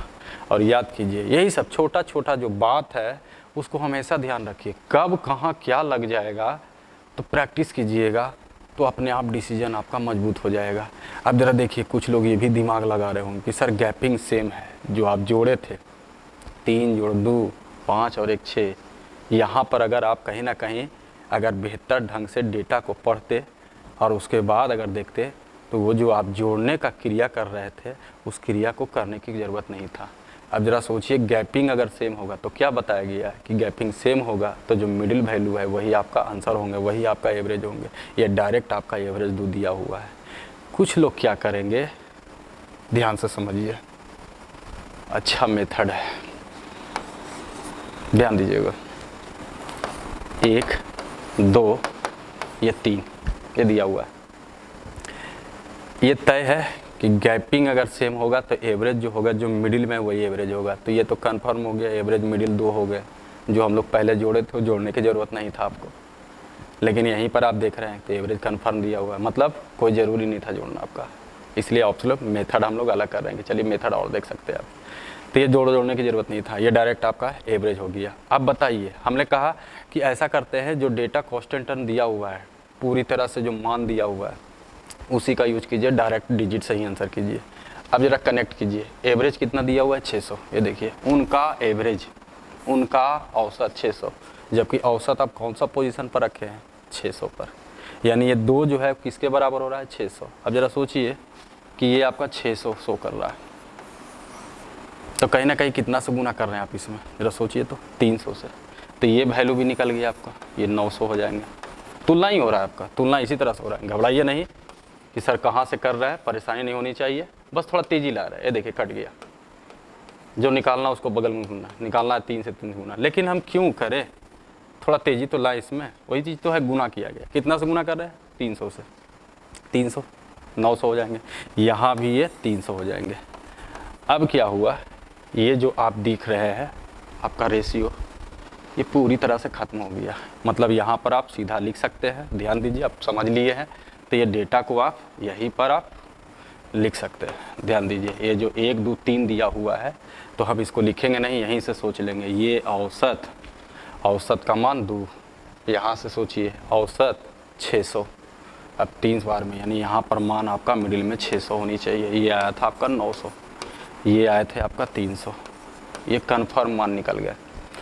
अब आगे कहा कि इसमें 10% का वृद्धि, देखिए अगर आप इसमें 10% का वृद्धि होंगे, कभी भी बेहिचक मान आप निकाल सकते हैं कि 10% जो होंगे पॉइंट देंगे, 10% आपका हाजिर होंगे। यहाँ देखिए इस बार हम लोग इसलिए एक्यूरेट लेके चल रहे हैं क्योंकि आपका क्वेश्चन जो पूछा गया सी में कितने की वृद्धि यानी एक्यूरेट पूछा गया, तो आपने भी सोचा कि चलो एक्यूरेट ही पूछ रहा है तो क्यों ना एक्यूरेट ही लेके चले, तो ज़्यादा बेहतर होंगे। अब ज़रा सोचिए, इसमें कहा गया कि ठीक 20% का कमी, ये देखिए जो कंडीशन आपका लिखा हुआ है, तो 20% का कमी कीजिएगा तो यहाँ का भी मान निकल जाएंगे, ये भी नंबर अपने आप में 100% होगा। अगर आप इसमें 20% करते हैं तो 10% वो 60 होगा, 20% कहेंगे तो 120 हो जाएगा, यानी 120 का कमी। कोई ज़रूरी नहीं कि इसको लेस करके लिखिए, क्या ज़रूरी है, आपसे पूछा ही नहीं है, सिर्फ वृद्धि और कमी तो पूछ रहा है, तो हम वृद्धि और कमी देख रहे हैं कि वृद्धि इतना होगा, यहाँ पर कमी इतना होगा। क्वेश्चन पूछा कि बताइए इसमें कितना का वृद्धि, यही हो गया, सी में कितने की वृद्धि, डायरेक्ट यहाँ से क्वेश्चन है। तो कितने की वृद्धि कब, जब औसत में कहा गया कि पूरी तरह से वो 5% की वृद्धि, यानी पूरे को मिलाया जाए, 9 6 1500 300 या 1800। अब ज़रा सोचिए इसमें कितने प्रतिशत का आपको पूरा वृद्धि चाहिए, तो मात्र सर चाहिए इसमें 5% का वृद्धि चाहिए। अब इसका 5% होंगे कितना 1800, 10% जो हो गया वो 180 हो गया, 5% कहेंगे तो कहीं ना कहीं 5% जो होंगे वो 90 के बराबर होंगे, यानी इससे एक मैसेज जा रहा है। अब इसको आप मुझमानी यहाँ से माइनस लीजिए, पूरा मिला करके 90 रुपये वृद्धि होना चाहिए। अब इसी का ग्रुप अलग अलग हिसाब से सोचा जाए, पूरा मिला के आपको 90 रुपये वृद्धि चाहिए। यहाँ एक ग्रुप 30 रुपये बढ़ाया तो आप सोच सकते हैं 30 रुपये बढ़ाया तो और कितना बढ़ाना पड़ेगा 60 रुपया, लेकिन अगले ग्रुप क्या किया 120 रुपये का घाटा दे दिया, जबकि पूरा आपको 90 रुपया चाहिए। 90 रुपये में एक आदमी 30 रुपये बढ़ाने की भी कोशिश किया तो आप कह सकते हैं कि चलो 60 रुपये और चाहिए, लेकिन ये आदमी क्या किया 120 रुपये और घाटा दे दिया, तो घाटा का सौदा हो गया। अब ये कहा कि यही सब जो घटा हुआ है इसका पूरा जो लोड पड़ना चाहिए इस पर, तो इसलिए क्वेश्चन पूछा कि सी में कितने का वृद्धि होना चाहिए, और इस पूरे डेटा को फुलफिल करने के लिए हमको कितना पैसा चाहिए, तो 60 रुपया चाहिए। सब माइनस यहाँ से करेंगे, 60 रुपया चाहिए, 120 रुपये को घटा दिया है इसी से उठाना पड़ेगा, तो ये पूरी तरह से क्वेश्चन जो है सेटिस्फाई हो जाएंगे। तो 120 रुपया यहाँ का पैसा चाहिए और 60 रुपया यहाँ का चाहिए, तो 120 और 60 आप कह सकते हैं 180। ये देखिए आपका आंसर तैयार हो गया कि 180 के बराबर है। तो ये फ़ायदा होंगे, थोड़ा ढंग से सुनिए, समझिए और प्रैक्टिस कीजिए, हो जाएंगे, परेशानी कुछ भी नहीं होंगे। और अभी तो और भी टाइप है, अलग अलग टाइप है, देख सकते हैं, आगे बढ़ सकते हैं। ध्यान दीजिए, अगला क्वेश्चन नंबर जरा देखा जाए 44 पर। 44 आपका क्या कहते हैं, थोड़ा प्रैक्टिस देखा जाए। 44 ध्यान दीजिए, 44 44 में देखा जाए क्वेश्चन हेडिंग दिया हुआ है कि 3 वर्ष पहले ए कॉमा बी और सी की औसत आयु 27 वर्ष थी। अब तो सीख जाएंगे धीरे धीरे कि पार्ट बाई पार्ट क्या तोड़ा जा रहा है, क्या कंडीशनों से निकलेंगे, इंडिकेट सिर्फ किया जा रहा है। आगे कहा एक और स्टेटमेंट, 5 वर्ष पहले बी और सी की औसत आयु 20 वर्ष। ये लग रहा है कि आपको एज का क्वेश्चन है, लेकिन ध्यान रखिए अलग अलग चैप्टर होंगे स्पेशल, घबराने की कोई ज़रूरत नहीं है। लेकिन कहा जा रहा है कि इसमें रेंज देखा जा रहा है कि एवरेज के आधार पर, एवरेज जो चैप्टर है उस आधार पर और भी चैप्टर का इससे क्या क्या कनेक्शन हो सकता है। तो ये देखिए पूरी तरह से आपको लग रहा है कि एज का क्वेश्चन है, बिल्कुल, लेकिन इसमें एवरेज लगाया हुआ है। तो ये एवरेज का एक रेंज दे रहा है कि देखिए एवरेज के आधार पर आप कुछ एज का भी क्वेश्चन को डील कर सकते हैं ईजी वे में। जरा आगे बढ़ते हैं। आगे पूछा गया कि बताइए ए की वर्तमान आयु क्या है। अब जरा सोचिए, इसमें 2 डेटा आपके पास कन्फर्म है। एक है 3 वर्ष पहले 3 आदमी ए बी सी का एवरेज औसत आयु 27 वर्ष, दूसरा है 5 वर्ष पहले 2 आदमी बी और सी, उसका भी एवरेज दिया हुआ है 20 वर्ष। ए की वर्तमान आयु क्या है। देखिए एज एक अलग चैप्टर है, इसमें थोड़ा 2-3 पॉइंट छोटा छोटा जो उसको ध्यान रखिए, हर क्वेश्चन डील हो जाएंगे। पहला चीज़ ये ध्यान रखिए, एज के क्वेश्चन में अंतर कभी भी बदलता नहीं है। कहने का मतलब हुआ कि 2 आदमी हैं और अगर उन 2 आदमी का बचपन में, वर्तमान में, प्रेजेंट में अगर दोनों में उम्रों में अगर डिफरेंस अंतर जो होगा वो 5 वर्षों का होगा, तो 10 वर्ष बाद भी चले जाएंगे तो अंतर 5 का ही होंगे। अगर 17 वर्ष पहले भी चले जाएंगे तो अंतर 5 का होगा। ये पहला पॉइंट ध्यान रखिए, और ये पॉइंट छोटा छोटा क्वेश्चन को पूरी तरह से कमज़ोर कर सकता है। एज के क्वेश्चन में सिर्फ लॉजिक को थोड़ा सा ध्यान रखिए कि डिफरेंस कभी भी बदलता नहीं है। जबकि ध्यान दीजिए एवरेज से रिलेटेड अगर क्वेश्चन हो जाए वो प्रैक्टिस कीजिएगा तो आपको पकड़ा जाएगा कि इसको एवरेज से बनाने में फ़ायदा होंगे। और वही तो स्पेशल रेंज आपको दिखाया जा रहा है कि देखिए एवरेज से कहाँ कहाँ रेंज इसमें है। तो इसमें आपको ये देखना है, दूसरा लॉजिक इसमें ध्यान रखिए कि अगर कोई भी आदमी, और सब रटना नहीं है, सिर्फ एग्जाम्पल के हिसाब से समझिए कि एक आदमी था, मान लीजिए वो 20 वर्ष का है, तो वर्तमान में भी 20 वर्ष का है, और कहा दिया जाए 10 वर्ष बाद कितना होगा, तो आप सोच सकते हैं 20 और 10 जोड़ देते हैं 30 हो जाते हैं। बस यही सब छोटा छोटा। अगर कहा दिया जाए कि वर्तमान में 20 वर्ष का 5 वर्ष बाद कितना होगा, तो 25 वर्ष का। अगर कहेगा वर्तमान में 20 वर्ष का 2 वर्ष पहले कितना होंगे, तो 2 लेस करते हैं। अर्थात आप क्या कर रहे हैं, बाद अगर करते हैं तो जोड़ते हैं, पहले करते हैं तो घटाते हैं। तीसरा पॉइंट थ्योरी न रह करके हम सिर्फ आपको ये एक हिदायत देंगे तीसरा पॉइंट में कि ऐसे क्वेश्चन में करिए क्या, वो एक तीसरा पॉइंट हो जाएंगे। ऐसे क्वेश्चन में कहता है कि जो एज दिया हुआ है, जैसे 3 वर्ष पहले का 3 इयर्स बिफोर, एक आपको आफ्टर 5 इयर्स दिया हुआ है, मतलब एक 5 वर्ष बाद है, कहीं 3 वर्ष पहले, कुछ भी दिया रहेंगे। फ्लेक्सिबल करने के लिए एवरेज के आधार पर, लेकिन ये ध्यान रखिए थ्योरी नहीं है, सिर्फ फ्लेक्सिबल करने के लिए बताया जा रहा है एक्सपीरियंस के आधार पर, कि इसको एज जो भी दिया हुआ है पहले का या बाद का, डेकोरेटिंग के हिसाब से सबसे पहले इसको प्रेजेंट में कीजिए, उससे कन्फ्यूजन आपको नहीं होगा। हम बार बार बोल रहे हैं ये थ्योरी नहीं है, कन्फ्यूजन नहीं होंगे ज़्यादा। अब जरा सोचिए एवरेज के आधार पर 3 वर्ष पहले ए बी सी, इन तीनों की औसत आयु जो है 27। जरा लिखा जाए इसको, ए बी सी, अर्थात इसमें 3 आदमी है, एवरेज इसका दिया हुआ है 27। देखिए हम कहने के मतलब क्या कह रहे हैं वो समझिएगा। ये जो आपका हेडिंग है वो 3 वर्ष पहले, इसी को हम मन में सोचने की कोशिश करेंगे। पहले हम इंडिकेट कर देते हैं कि क्या क्या दिया हुआ है आपका। दूसरा चीज़ बस जो बोला गया कि 3 जो पॉइंट था उसको ध्यान में रखिए, और कोई बहुत बड़ा पॉइंट नहीं है। आगे बढ़िएगा मतलब बाद है तो जोड़ना है, पीछे हटिएगा तो घटाइएगा, पहले मतलब घटेगा, बाद मतलब जुटेगा। बस ये छोटा सा पॉइंट, अंतर कभी भी बदलता नहीं। तीसरा, एक आपके पास एक और चीज़ है, ध्यान दीजिए, एक बी और सी के बारे में चर्चा हुआ है। देखिए 5 वर्ष पहले बी और सी की औसत आयु 20 वर्ष, इसमें 2 आदमी, इसका भी एवरेज दिया हुआ है, इसका एवरेज जो है वो 20 वर्ष। जबकि ध्यान रखिए 3 वर्ष पहले है और ये 5 वर्ष पहले है। बाद भी लिख सकते हैं, कुछ भी लिख सकते हैं। आगे क्वेश्चन पूछा तो ए की वर्तमान आयु, ये देखा जाए आपसे पूछे गए वर्तमान में, इसलिए कह रहे हैं क्वेश्चन ऐसा नहीं है 10 वर्ष बाद का भी पूछ सकता है, लेकिन बेहतर विकल्प थोड़ा टाइमिंग के हिसाब से, थोड़ा डेकोरेटिंग के हिसाब से चला जाए तो ऐसे क्वेश्चन में हिदायत दिया जाता है कि सभी को स्थिति जो है उसको वर्तमान में लाने की कोशिश कीजिए। बाकी अगर किसी को मन है कि 5 वर्ष पहले, इसको भी 5 वर्ष पहले करें तो क्या दिक्कत है, बताया गया है। अगर प्रत्येक में 2 का कमी होगा तो एवरेज में भी 2 का कमी होगा। जी वो कॉन्सेप्ट को यहाँ पर आपको क्रिएट करना है। लेकिन हमने कहा कि करिए क्या, जो पहले और पहले या बाद है उसको बेहतर करने के लिए इसको आप प्रेजेंट में कीजिए, वर्तमान में कीजिए। अब जरा सोचिए 3 वर्ष पहले 27 है, वर्तमान आप करते हैं तो 3 वर्ष पहले या वर्तमान कीजिएगा तो कहीं ना कहीं 3 जोड़िएगा। जैसे आपने किया कि किसी भी व्यक्ति का उम्र 20 वर्ष वर्तमान में, 5 वर्ष बाद तो आप 5 जोड़ दिए, 3 वर्ष पहले तो आप 3 घटा दिए। तो ये 3 वर्ष पहले का जो औसत है, जो वैल्यू है वो 27 है। और अगर आप प्रेजेंट में वर्तमान में कीजिएगा तो प्रत्येक में 3-3 बढ़ेगा। और एवरेज क्या कहता है आपका कि प्रत्येक में 3-3 बढ़ेगा, तो एवरेज में भी कितना का वृद्धि होगा? 3 का। याद होंगे पिछले वीडियो में। तो अगर आप ये डेटा जो पहले का दिया हुआ है, ध्यान दीजिए, और ये भी जो आपको डेटा पहले का दिया हुआ है, इसको हम लोग कोशिश करेंगे कि जो क्वेश्चन लिखा हुआ है 3 वर्ष पहले का, उसको यहाँ पर तेज़ी से मन में वर्तमान करने की कोशिश करेंगे। और वर्तमान करेंगे तो ये कहीं ना कहीं ये 27 जो था वो कितना हो जाते? 30 हो जाते, 3 बढ़ जाते। उसी तरह से यहाँ भी देखिए, ये जो डेटा है 5 वर्ष पहले का, उसको मन में आप 5 वर्ष पहले ना कर करके उसको भी वर्तमान में करने की कोशिश कीजिए जी। यहाँ पर टाइम बचा सकते हैं आप।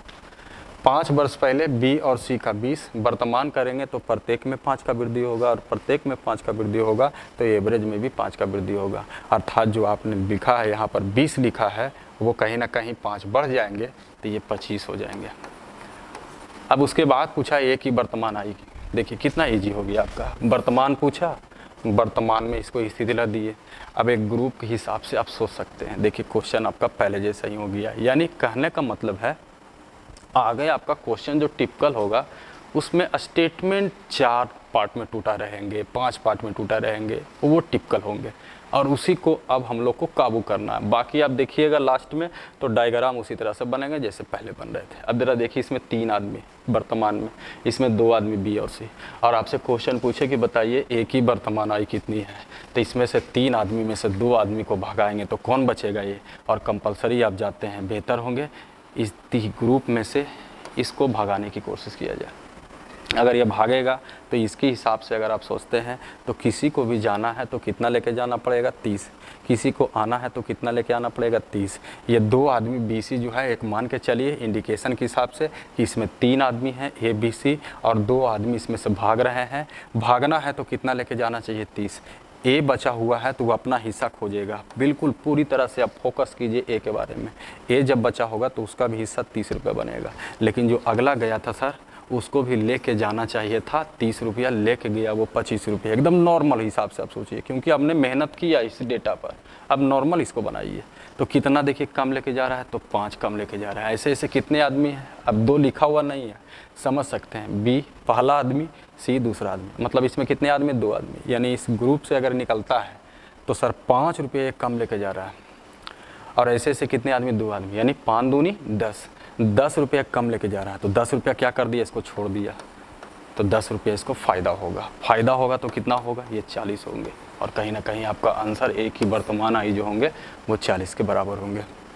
फिर से ध्यान से समझ सकते हैं, ए बी सी की औसत जो है वो 30 था। वर्तमान हम लोग फ्रेश कर लिए डेटा को देखते हुए ही। उतना टाइम आपके पास नहीं रहेगा कि आप पहले लिखिएगा 3 वर्ष पहले। हाँ, हमने बिल्कुल शो करके दिखाया कि देखिए ऐसे मैनेज कीजिएगा, लेकिन उतना आपके पास टाइम नहीं रहेंगे। 3 वर्ष पहले ए बी सी की औसत आई 27 वर्ष है। सिर्फ इसमें ध्यान रखना है कि बेहतर करने के लिए, समय बचत करने के लिए इस तरह के क्वेश्चन में जितने भी कंडीशन है 3 वर्ष पहले का, 5 वर्ष बाद का, उसको आप पहले वर्तमान में कर लीजिए। उससे आपका क्या होगा? कॉन्फिडेंस बढ़ जाएंगे, फ्लेक्सिबल भी हो जाएंगे। तो 3 वर्ष पहले दिया हुआ था, हमने वर्तमान कर दिया, 30 हो गया। ये 5 वर्ष पहले था, 20 था। अगर वर्तमान करेंगे तो 5-5 बढ़ गए। औसत में अगर 5 बढ़ने का रीज़न ये है कि प्रत्येक में 5 का वृद्धि हुआ। अब इस ग्रुप के हिसाब से सोचा गया कि किसी को भी जाना चाहिए तो 30 लेके जाना चाहिए। देखिए सर, 2 आदमी, एक इमेजिन कीजिए कि 2 आदमी इस ग्रुप से भाग रहा है, तो एक आदमी जो बचा होगा वो ए बचा होगा, और ए के पास भी सर 30 रुपया होने चाहिए। लेकिन अगला जो किया होगा, अब इसको कॉम्प्रोमाइज़ करेंगे कड़ी को, क्या फ़ायदा भी होगा? तो बिल्कुल फ़ायदा हो गया। 2 आदमी जो गए थे उसको भी 30 ही लेके जाना चाहिए, लेके गया 25 रुपया, 5 रुपया छोड़ा। इसे कितने आदमी? 2 आदमी, 5 दूना 10। ये 10 रुपये जो छोड़ा होगा किसको मिला होगा? ए को लास्ट में। अर्थात इसका आंसर जो होगा वो 40 के बराबर होंगे। तो ये फायदा होंगे इससे। आगे बढ़ते हैं, अगला क्वेश्चन को जरा देखते हैं।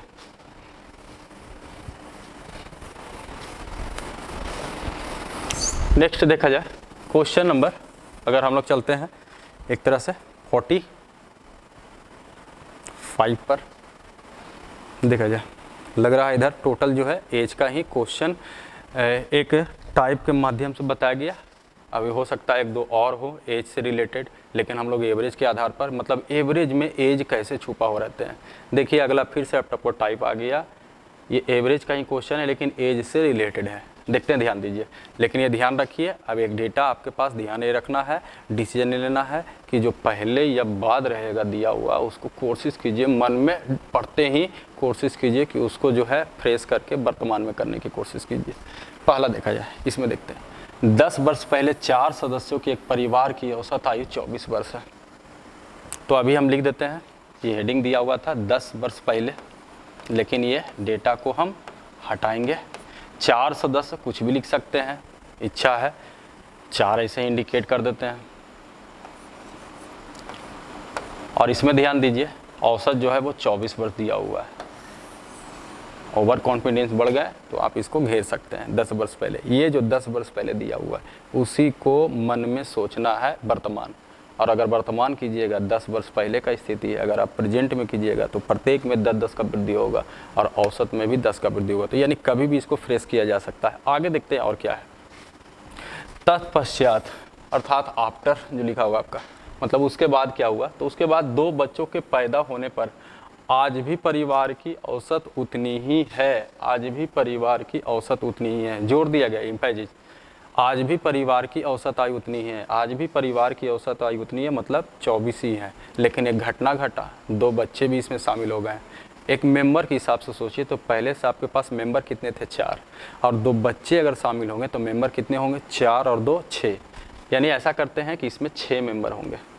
और आज भी मतलब वर्तमान की बात किया जा रहा है। ये देखिए डायग्राम, आपको खुद पता चलते चलेंगे कि देखिए एक आपका वर्तमान कर दिया है और एक जो है कहीं ना कहीं, जबकि ध्यान रखिए इसमें 4 मेंबर यहाँ का है, ये जो 6 मेंबर दिख रहे हैं इसमें 4 मेंबर इसमें शामिल है और बाकी जो 2 बढ़ा है वो बच्चे से बड़े हैं। आगे ये तय है, क्वेश्चन हो सकता है, ज़्यादा सा चांस है कि बच्चे से ज़्यादा रिलेटेड क्वेश्चन पूछेंगे।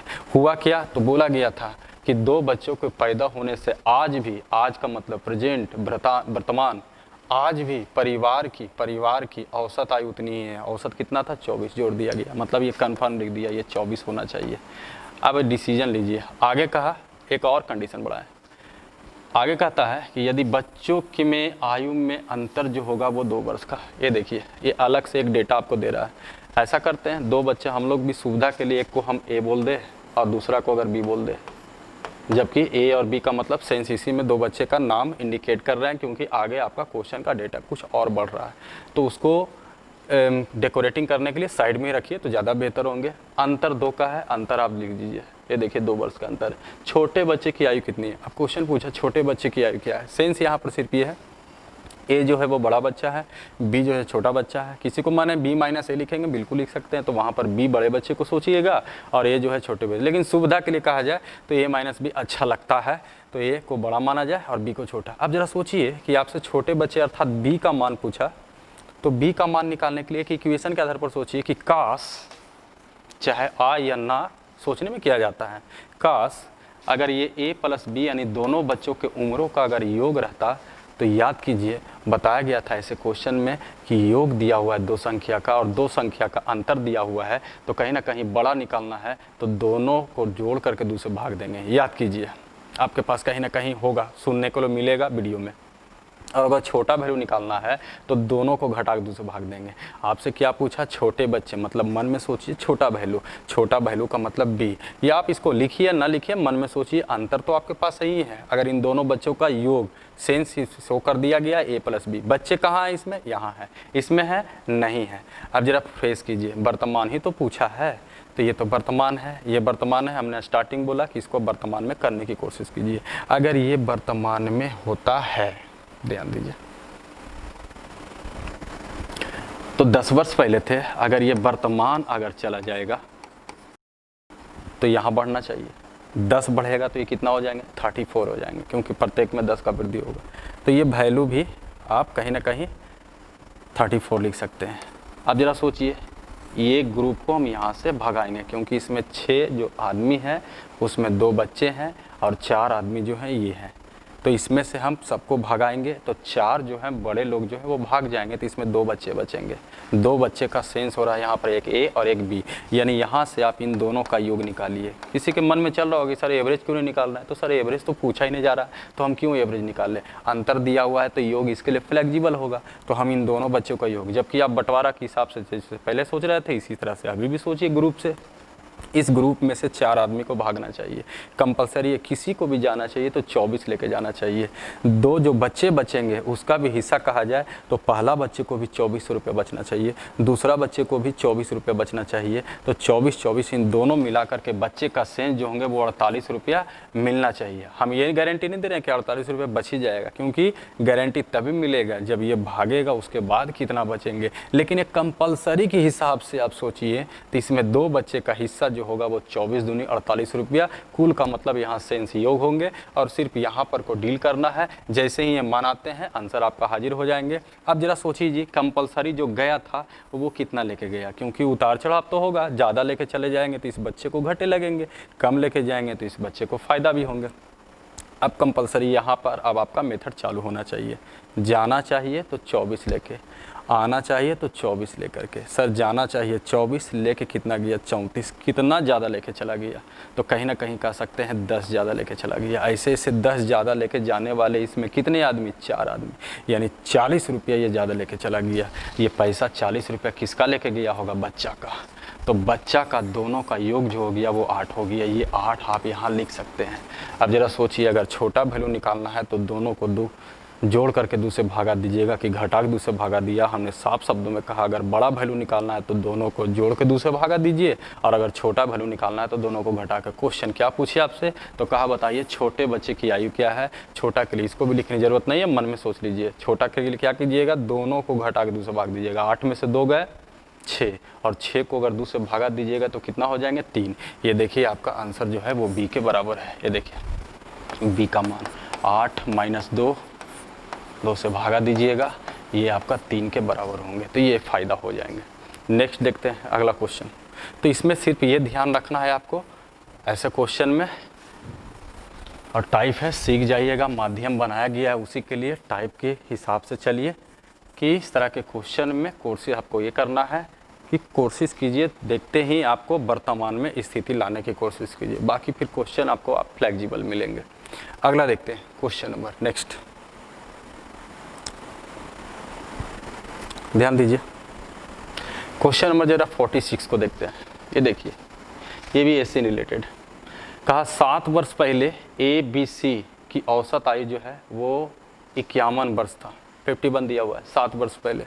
इच्छा है तो इसको जिस तरह से अभी कहा गया कि 7 वर्ष पहले दिया हुआ है, अगर किसी के मन में चल रहा है कि सर इसको वर्तमान कर दे, बिल्कुल कर सकते हैं, लेकिन मन में ही सोच लीजिए 51 है 7 वर्ष पहले, तो वर्तमान में कितना होंगे 51 और 7 जुड़ जाएंगे तो 58 हो जाएंगे, बेहिचक कर सकते हैं।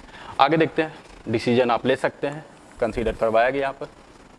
आगे कहा यदि A, B से 3 वर्ष बड़ा है, A जो है वो B से 3 वर्ष बड़ा है। अब देखिए लैंग्वेज में 2 गुना 3 गुना 5 गुना, ये थोड़ा सॉफ्ट लैंग्वेज है।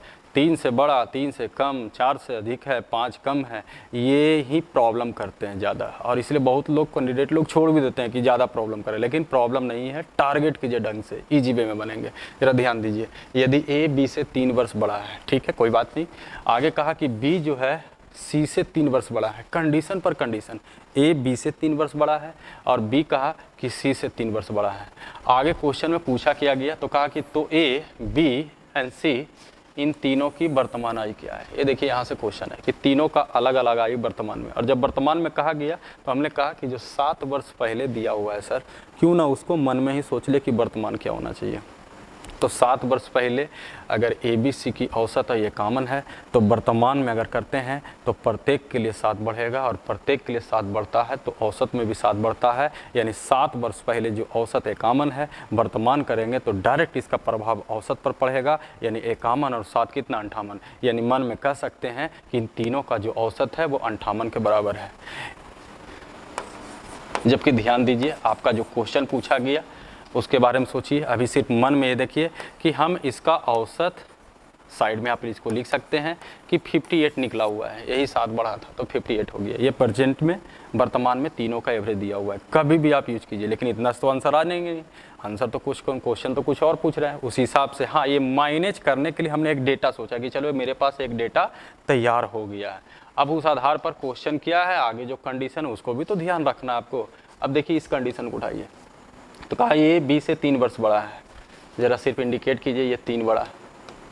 आगे कहा बी जो है वो सी से 3 वर्ष बड़ा है, यहाँ देखा जाए बी सी से 3 वर्ष बड़ा है, यहाँ भी लिख दिया जाए। इसके बाद कहता है तो ए बी सी का औसत क्या है। अब यहाँ पर हम लोग को ये ध्यान रखना है कि औसत का प्रयोग आप कहाँ करते हैं। अब बेहतर होंगे, जितना बेहतर सोचिएगा, हमने कहा था कि एवरेज है, जितना बेहतर आप सोचते हैं उतना ज़्यादा आपको टाइम नहीं लगने वाले हैं। अब इसमें देखिए कुछ लोग डिसीजन क्या क्या लेंगे, कुछ लोग ये भी सोच रहे होंगे मन में कि सर माना कि एक्स पर चले जाते हैं, सर ज़माना लद गया, कोशिश कीजिए विदाउट एक्स। लेकिन अगर कहा जाए तो कह सकते किसी के मन में चल रहा हो कि सर इसको एक्स मान लेते हैं, ये 3 ज़्यादा है तो x + 3 हो जाएंगे, ये 3 और ज़्यादा है तो सर ये भी कह सकते हैं 3 और जोड़ देंगे तो x + 6 होंगे, बिल्कुल वो भी कर सकते हैं। लेकिन वो बेहतर नहीं विकल्प होंगे, क्यों ना, उससे बेहतर तो विकल्प आपको ये होगा, याद कीजिए बंटवारे के क्वेश्चन में जो पैसा ज़्यादा मांगेगा उसको ज़्यादा दीजिए, वो ज़्यादा बेहतर होंगे। लेकिन अगर उससे भी उस ज़्यादा बेहतर वो मेथड क्यों लगेंगे समझ सकते हैं। अगर ये औसत तीनों का दिया हुआ है 58, अगर हम इसको योग में करना चाहते हैं तो एवरेज में संख्या से गुना करेंगे, संख्या का नाम पर ये 3 आदमी है तो ये सम निकल सकता है। एक हम आपको प्रोसेस बता रहे हैं, लेकिन इससे भी बेहतर अच्छा प्रोसेस है। लेकिन किसी के मन में अगर चल रहा है कि ऐसा करते हैं सर कि अगर हम इसको योग में बदल दें और उसके बाद बंटवारा वाला जो थ्योरी है वो लगा दे तो उससे भी निदान हो सकता है, बिल्कुल हो सकता है, लेकिन उससे भी बेहतर होंगे। अगर उससे निदान करना चाहते हैं तो पहले ये समझ लीजिए योग वाला, अगर हम इसको योग में करते हैं तो पूरा पैसा आपको पता चल जाएगा। मान लीजिए ये 8 या 24 हो जाए, 5 या 15 हो जाएंगे, 15 और 2 आपको करना है एक तरह से 174, जो भी आ जाए, 8 या 24, 5 या 15, 2 17, 174 रुपया। तो 174 रुपया का बंटवारा करना है, किसमें, ए बी और सी में। ये कहा बी जो है सी से 3 ज़्यादा मांगता है, बंटवारे के क्वेश्चन में याद कीजिए जो पैसा ज़्यादा मांगता है उसको बेहिचक दे दीजिए, तो ये 3 इसको दे दीजिए, दे दिया, और ये पैसा जो भी होगा बटेगा यहीं से। आगे कहा जाए तो ए कहता है हम बी से भी 3 और ज़्यादा लेंगे, बी तो 3 रुपये पहले ज़्यादा लिया, लेकिन ए दावा किया हम बी से भी 3 और ज़्यादा लेंगे, तो इसका मतलब आप समझ सकते हैं बी जो है सी से 3 ज़्यादा लिया तो 3 दे दिया, लेकिन ए कहा कि हम बी से जितना लिया उससे भी 3 और ज़्यादा लेंगे, मतलब 3 और 3 6, ये 6 रुपये ज़्यादा लेंगे। अब ये 6 और 3 9 रुपये आप कहाँ लेस कीजिएगा, यहाँ लेस करते थे, याद कीजिए, लेस करके जो भी आ जाए आपका, जैसे अगर आप 4 में से 9 जाते हैं या 14 में से इसको आप 5 लेते हैं, जो लेस करने का तरीका हो आपका, लेकिन थोड़ा तेज़ी लाने की कोशिश कीजिए। 14 में से 9 जाएंगे, ये 5 हो जाएंगे, इसके बाद ये कहीं ना कहीं 6 हो जाएंगे, ये वैल्यू आपका 165 हो गया। अब 165 जो बच रहे रुपया, याद कीजिए कहा गया था कि जो ज़्यादा लेगा उसको आप ज़्यादा दे देते हैं तो बाकी जो पैसा बचेंगे वो तीनों में बराबर बराबर बटेगा। तो पैसा आपका बचा कितना, 165 रुपया। 165 को अगर आप तीनों में बराबर बांटने का मतलब है 3 से भागा दीजिएगा, 3 से भागा दीजिएगा तो ये 3 × 5 = 15 होगा, फिर 3 × 5 = 15 यानी 55 होंगे। यानी प्रत्येक को जो बराबर जो पैसा बटने वाले हैं 55 रुपये इसको भी, 55 रुपये इसको भी एंड 55 रुपये इसको भी। अगर आप सबको अलग अलग मान निकालते हैं तो ये 55 होगा, ये 58 होगा और ये कहीं ना कहीं 61 होगा। ये आपका आंसर होंगे कि अलग अलग मान बताइए, 61, 58, 55 आप देख सकते हैं कहीं है आपके पास, तो ऑप्शन नंबर आपका ए है, 61, 58, 55। लेकिन क्या ये विकल्प सही है, तो सही तो बिल्कुल ज़रूरी है, लेकिन हम ये कहेंगे इससे भी थोड़ा और डीप में सोचिए, क्योंकि आप प्रैक्टिस किए, वो भी कहीं ना कहीं 40 टाइप को आप ध्यान में दिए पढ़े, तो उससे भी आपको पढ़ने से सीखना है कि क्या इसमें डिसीजन, हम बार बार बोल रहे हैं डिसीजन मेकिंग आपका अच्छा होना चाहिए। तो देखिए इसमें डिसीजन मेकिंग क्या है, तो इससे भी बेहतर हो सकते हैं। आइए देखा जाए और क्या किया जा सकता था इसमें, ज़रा ध्यान दीजिए। इस बार थोड़ा और हाई लेवल में सोचते हैं, कुछ और डीप में सोचते हैं ये क्वेश्चन को, जबकि ध्यान दीजिए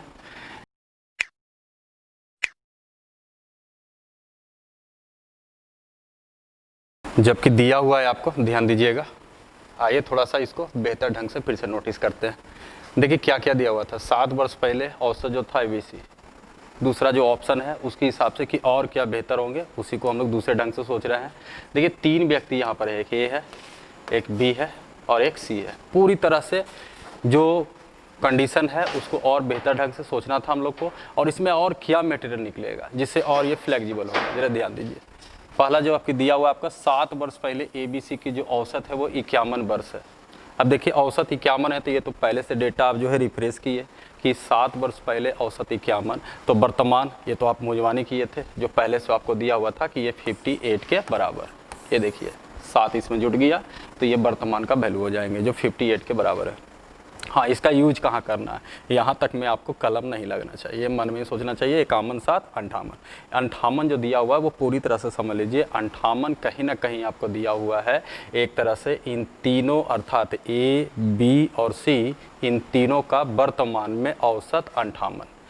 अब जरा देखिए एक कंडीशन को देखा जाए, कहा कि A B से 3 वर्ष बड़ा है, इसका मतलब है कि A जो होगा वो B से 3 वर्ष बड़ा होगा, या आप कह सकते हैं दूसरे शब्दों में कि इन दोनों में जो अंतर है वो कितने का है, 3 का है। जो ध्यान दीजिए, नोटिस यही करना है पॉइंट पर कि और क्या इसमें पॉइंट है जिसको उजागर किया जाए जिससे और ये इजी वे बन जाए, इसलिए हम ऑप्शन लेके चल रहे हैं। दूसरा देखिए कंडीशन दिया हुआ था कि B जो है वो C से 3 वर्ष बड़ा है। ये देखिए यहाँ पर B जो है वो C से 3 वर्ष बड़ा है, मतलब यहाँ का भी गैपिंग कितने का है, 3 का है। अब आप पढ़े होंगे, अब ये पॉइंट को क्रिएट कीजिए, यहाँ भी गैपिंग आपका 3 का, यहाँ भी गैपिंग आपका 3 का। ये सबसे छोटा क्योंकि B 3 से C से 3 बड़ा है, A जो है B से 3 बड़ा है, अर्थात सबसे छोटा ये होगा, उसके बाद ये बड़ा होगा और सबसे बड़ा ये होगा। जबकि इसमें पॉइंट नोटिस करने की बात किया जाए और वही पॉइंट आपको माध्यम बनाएगा जिससे आपको पूरा जोड़ घटाव करने की ज़रूरत नहीं है, बस डेटा लिखिए आंसर होंगे, उसको ध्यान से समझिए। सर यहाँ का गैपिंग यहाँ का गैपिंग दोनों सेम है कि नहीं। अब ये बताइए कि जब गैपिंग सेम होगा तो एवरेज इक्वल टू क्या होते थे, तो मिडिल वैल्यू को आप एवरेज करते थे। तो बताइए एवरेज का मान आपको दिया हुआ है कितना है, ये 58 दिया हुआ है, तो एवरेज ये 58 बैठ जाएगा। जबकि ध्यान ये ना रहे कि पहले वाला टेंडेंसी रख लीजिए, आगे बढ़ेंगे तो 3 का गैपिंग है तो 3 जोड़ेंगे, पीछे हटेंगे तो 3 घटाएंगे, बिल्कुल वो सही है। लेकिन ऐसा ना हो कि सेंस आप यहाँ पे लगा दीजिए, आगे बढ़िए तो 3 बढ़िए, पीछे हटिए तो 3 घटाइए। आपको ये ध्यान रखना है, यहाँ पर छोटे बड़े की बात हो रहा है, तो ये छोटा है ये बड़ा है ये सबसे बड़ा है, और नहीं तो इस डेटा से ही सोचिए B C से 3 वर्ष बड़ा है, यानी C जो होगा वो B से 3 वर्ष छोटा होगा। अगर 3 घटा देते हैं तो ये C का मान आ जाएगा, अगर आप इसमें 3 घटाते हैं सर तो ये 55 हो जाएगा। उसी तरह से आप ये भी कह सकते हैं कि A जो है वो B से ठीक 3 वर्ष बड़ा है। मतलब इससे फ़ायदा हुआ कि जो आपका एवरेज दिया हुआ था वो डायरेक्ट डेकोरेट हो गया, बाकी यहाँ पर छोटा है तो वो घटेगा और ये बड़ा है तो बढ़ेगा। कितने का छोटा और बड़ा है, तो 3 का। ये देखिए A B से 3 वर्ष बड़ा है, अर्थात 58 में 3 जोड़ देते हैं तो कहीं ना कहीं एक का मान आएगा। आप जरा सोचिए कि 58 में 3 जोड़िएगा तो वो कितना हो जाएंगे, 58 3 61 के बराबर होंगे, तो ये 61 होंगे।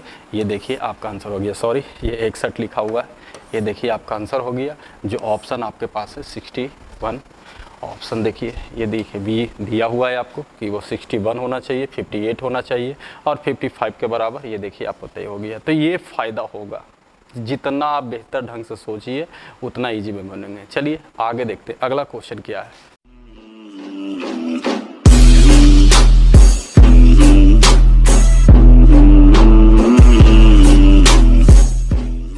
क्वेश्चन नंबर जरा 47 को देखते हैं कि 47 क्या है। काफ़ी अच्छा क्वेश्चन है, ये भी आपका एज से रिलेटेड क्वेश्चन ही है, लेकिन उसमें भी लगा हुआ है एवरेज की, एवरेज के हिसाब से कैसे इसको रेंज से निकाले जाएंगे। पहला देखा जाए, अब कोशिश कीजिए कि जो स्टेटमेंट है, क्वेश्चन थोड़ा बड़ा बड़ा है तो डेटा आप समझ में आ ही रहा है। डिसीजन आपका मेकिंग एक ही बार होना चाहिए। पहला देखिए क्या है लिखा हुआ है, और देखिए इस क्वेश्चन में थोड़ा सा फॉल्ट है, आइए थोड़ा सा समझने की कोशिश कीजिए। थोड़ा मिस प्रिंट हुआ है, इंग्लिश मीडियम में कुछ और कह रहा है, थोड़ा नोटिस कर लेते हैं। The average age of the mother father and son was 42 years. मतलब इसका स्टेटमेंट हुआ कि माता पिता और बेटे का 42 वर्ष जो था वो एवरेज था। कब था? At the time of the son's marriage. इसका मतलब हुआ लैंग्वेज, और यहाँ पर मिस प्रिंट किया हुआ है, वही लैंग्वेज को हम समझा रहे हैं। उसके बाद आगे बढ़ते हैं। इस स्टेटमेंट का मतलब यही हुआ कि बेटे के शादी के समय, यहाँ पर लिखा गया है लेकिन यहाँ पर थोड़ा गड़बड़ है, बेटे के शादी के समय माता पिता और बेटे की आयु जो होना चाहिए वो 42 वर्ष। थोड़ा सा हिंदी मीडियम में देखिए छूट गया है, माता सिर्फ लिखा गया है, बेटे के शादी के आयु, देखिए बेटे व मतलब और, ये साथ कह सकते हैं, बेटे के पिता और बेटे की औसत आयु, यहाँ पर गड़बड़ है, बेटे के शादी के समय 42 वर्ष था। ये देखिए एक स्टेटमेंट है आपके पास, ये मान लीजिए स्टेटमेंट के रूप में, थोड़ा ऊपर वाले समझ लीजिएगा कि यहाँ पर पिता और बेटे के साथ साथ माता भी है, जो हम आपको पहले इंडिकेट कर दिए। थोड़ा मिसप्रिंट है यहाँ पर, इसको ऐसे समझिए कि बेटे के शादी के समय माता, पिता और उसके बेटे की आयु जो था वो 42 वर्ष दिया हुआ है। आगे स्टेटमेंट देखिए, थोड़ा और ये टिपिकल हुआ, कहा 1 वर्ष के बाद एक बच्चा पैदा हुआ। ये दूसरा स्टेटमेंट पर विचार कीजिएगा, आप कोशिश कीजिए कि स्टेटमेंट से स्टेटमेंट उड़ाइए, समय नहीं है, जगह नहीं है आपके पास है। जबकि अगर प्रॉब्लम कहीं भी होंगे तो हम आपको समझा देंगे डेटा के आधार पर, घबराइए नहीं। आगे देखते हैं, इसके बाद कहा एक स्टेटमेंट और, शादी के 6 वर्ष बाद परिवार की औसत आयु जो है वो 36 वर्ष होगा। ये देखिए पहला स्टेटमेंट, दूसरा स्टेटमेंट, तीसरा स्टेटमेंट। क्वेश्चन पूछा यहाँ से आपका कि बताइए शादी के समय पुत्र वधू की आयु क्या है, क्या क्या घटना घटता है। आइए एक नज़र डाल लेते हैं क्वेश्चन पर क्या था। यहाँ का स्टेटमेंट समझ गए सही कर करके कि बेटे के शादी के समय 42 वर्ष का था, 42 वर्ष था तो कौन कौन इसमें आदमी थे, तो ध्यान रखिएगा, माता भी थे, पिता भी थे और बेटे भी थे। दूसरा स्टेटमेंट में कहा गया, स्टेटमेंट को ध्यान समझिए, 1 वर्ष बाद बच्चा पैदा हुआ। यहाँ भी एक लॉजिक है, उस लॉजिक को समझिए। 1 वर्ष बाद एक बच्चा पैदा हुआ, इसका मतलब लॉजिक आपको ये ध्यान रखना है कि अगर किसी भी व्यक्ति अगर पैदा होता है तो उस समय उसका कोई उम्र नहीं है। ये छोटा सा पॉइंट है सर, लेकिन अगर ये ध्यान नहीं रखिएगा तो कुछ लोग कन्फ्यूजन में पड़ जाते हैं। इसलिए ध्यान रखिए कि किसी भी व्यक्ति जब पैदा होता है तो उसका कोई उम्र नहीं। ये सेंस का मतलब वो 1 वर्ष के बाद एक बच्चा पैदा हुआ, मतलब पैदा जो हुआ है बच्चा वो 1 वर्ष के बाद, जबकि ध्यान रखिए जब वो बच्चा पैदा हुआ होगा तो उसका कोई भी उम्र नहीं होंगे। आगे कहा कि शादी के 6 वर्ष बाद, अब देखिए मेंबर इसमें बढ़ते चला जाएगा। पहले मेंबर कितने थे, 3 मेंबर। उसके बाद बेटा का शादी हुआ तो उसमें वाइफ भी बेटा का आ गया, और जब वाइफ बेटा का आ गया तो 1 वर्ष बाद बच्चा भी पैदा हुआ तो मेंबर कितने हो गए, 5। और बोला गया कि शादी के 6 वर्ष बाद परिवार की औसत आयु 36 वर्ष है। सेंस क्या हुआ, परिवार का मतलब पूरा फैमिली, मतलब जब ये पूरी घटना घट जाएगा तो आप फैमिली में होंगे, मदर भी होंगे, फादर भी होंगे, मतलब माता भी होंगे, पिता भी होंगे, बेटा भी होगा, बेटा का वाइफ भी होगा अर्थात माता पिता का बहू होंगे, और साथ ही साथ बेटा का एक पुत्र भी हुआ था, एक बच्चा भी पैदा हुआ। मतलब इसमें देखा जाए तो एक जगह से जो स्टेटमेंट आप यहाँ वाला स्टार्टिंग वाला उठाते हैं तो उसमें 3 व्यक्ति हैं, और यहाँ वाला स्टेटमेंट को आप लास्ट वाला को देखते हैं तो उसमें 5 आदमी हैं। लास्ट में पूछा गया पुत्र वधू की आयु क्या है, अर्थात बेटे का वाइफ बोलिए या माता पिता का पुत्र वधू बोलिए, इसी को बोला गया, एक तरह से लिख सकते हैं डॉटर इन लॉ बोला गया है। अब इसमें आपको डिसीजन नहीं लेना, अभी तक कुछ नहीं किया गया है। जो क्वेश्चन उसको सिर्फ पढ़ा गया है, कंसीडर किया गया कि देखिए क्वेश्चन को आप एग्जाम में इस तरह से पढ़िए, तोड़ तोड़ के पढ़िए, उसके बाद देखिए कितना ईजी क्वेश्चन हो जाएगा। अब हम लोग बनाने के लिए कलम उठाएंगे कि डील कैसे करना है इसको। डिसीजन यहाँ से भी ले सकते हैं। शादी के समय पुत्र वधू की आयु क्या थी, इसका मतलब है कि शादी के समय का सेंस हुआ, यहाँ पर वर्तमान नहीं पूछा गया है। बेटे के शादी के समय पुत्र वधू की आयु क्या थे, मतलब बेटे के समय ही को देखना है कि बेटे के शादी के समय पुत्र वधू। अब ये विचार कीजिए कि आपसे तो सिंगल पूछा, सिर्फ सिंगल यहाँ पर पूछ रहा है पुत्र वधू की आयु क्या होगा, वो भी बेटे के शादी के समय। तो हम ये डेटा को ध्यान में रखेंगे कि बेटे के शादी के समय रखे, और इस डेटा का उपयोग करेंगे तो 3 आदमी है, जबकि इंडिविजुअली निकालना है। ध्यान रहे एवरेज नहीं पूछ रहा है, तो बेहतर होंगे कि यहाँ पर अगर आप योग में सम में अगर कन्वर्ट करते तो वो ज़्यादा ईजी हो जाता। कैसे कैसे सम करेंगे, पहला आपको डेटा ये उठाइए, माता पिता बेटे की औसत आयु, बेटे के शादी के समय 42। अगर हम इसमें कहें तो 3 आदमी हैं, इंडिकेट हम कर देते हैं मदर फादर, ये तीनों का योग निकल सकता है। तीनों का योग कितना होगा देखिए, तो 42 है, ये आपका एवरेज दिया हुआ है। 3 व्यक्ति हैं, संख्या के नाम पर 3 हो गया। अगर आप 42 गुना 3 करते हैं तो ये तीनों का योग निकल जाएगा। आप देख सकते हैं 42 गुना अगर आप 3 कीजिएगा तो ये देखिए 126 के बराबर होंगे। इजी गुना है, 3 दूना 6, 4 तिया 12। अब देखिए जरा इसको उठाया जाए, इसको बाद में माइनस करेंगे, और यही मेन कड़ी है, इसी से कन्फ्यूजन होता है। शादी के 6 वर्ष बाद अर्थात बेटे के शादी के समय, जबकि ये देखिए डेटा आपको दिया हुआ है किसका, तो शादी के समय। सिर्फ ये लिख सकते हैं, काम चला सकते हैं, शादी के समय। किसके शादी के समय, बेटे के शादी के समय। उतना बड़ा लिखने की ज़रूरत नहीं, इंडिकेशन करना है। बहुत लोग तो सिर्फ शादी लिखे काम चल जाएंगे। एक डेटा यहाँ है, करो टोटल घटना घट गया तो अभी हमने नोटिस करवाया कितने मेंबर हो जाएंगे, 5 मेंबर। अच्छा, इस 5 मेंबर में देखा जाए, इसको भी आप प्लस के रूप में लिख देते हैं, बाकी समझाया जाएगा कि कहाँ से प्लस आएंगे। 5 मेंबर के रूप में हो जाएंगे, अभी भी मदर होंगे, फादर होंगे, मतलब माता पिता, बेटा होगा, बेटा का शादी हो गया, उसका वाइफ आ गया, डब्लू सूचित कर देते हैं, 1 वर्ष बाद एक बच्चा पैदा हो गया, चलिए 20 से बच्चा मान लीजिए, मैथ पढ़ रहे हैं, इसका भी आप योग निकाल सकते हैं। जबकि ध्यान दीजिए, अगर इसका योग कहा जाए तो ये कहीं ना कहीं इंडिकेट कर रहा है शादी के 6 वर्ष बाद, यानी यहाँ पर जो योग निकलेगा ये शादी 6 वर्ष बाद। ध्यान दीजिएगा, सिर्फ इंडिकेट किया गया, यहाँ है सेंस समझिएगा, बेटे के शादी के समय, और यहाँ हुआ बेटे के शादी के 6 वर्ष बाद का। यहाँ योग निकालिए तो देखिए इसका औसत दिया हुआ 36।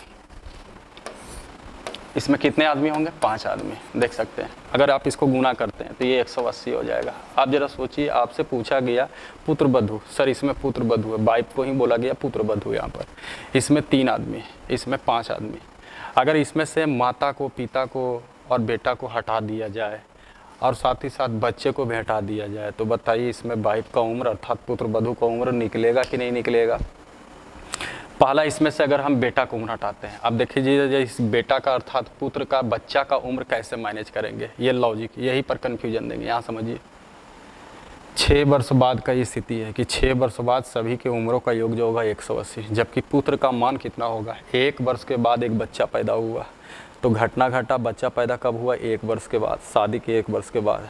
जबकि ध्यान रखिए, जब बच्चा पैदा हुआ होगा तो उसका उम्र नहीं हुआ होगा, और बच्चा फिर कहाँ चल गया, 6 वर्ष बाद में, तो 1 वर्ष बाद बच्चा पैदा हुआ और ये डेटा चला गया 6 वर्ष बाद में। इसका मतलब हुआ कि बच्चा का उम्र कितना होना चाहिए, 5 वर्ष होना चाहिए।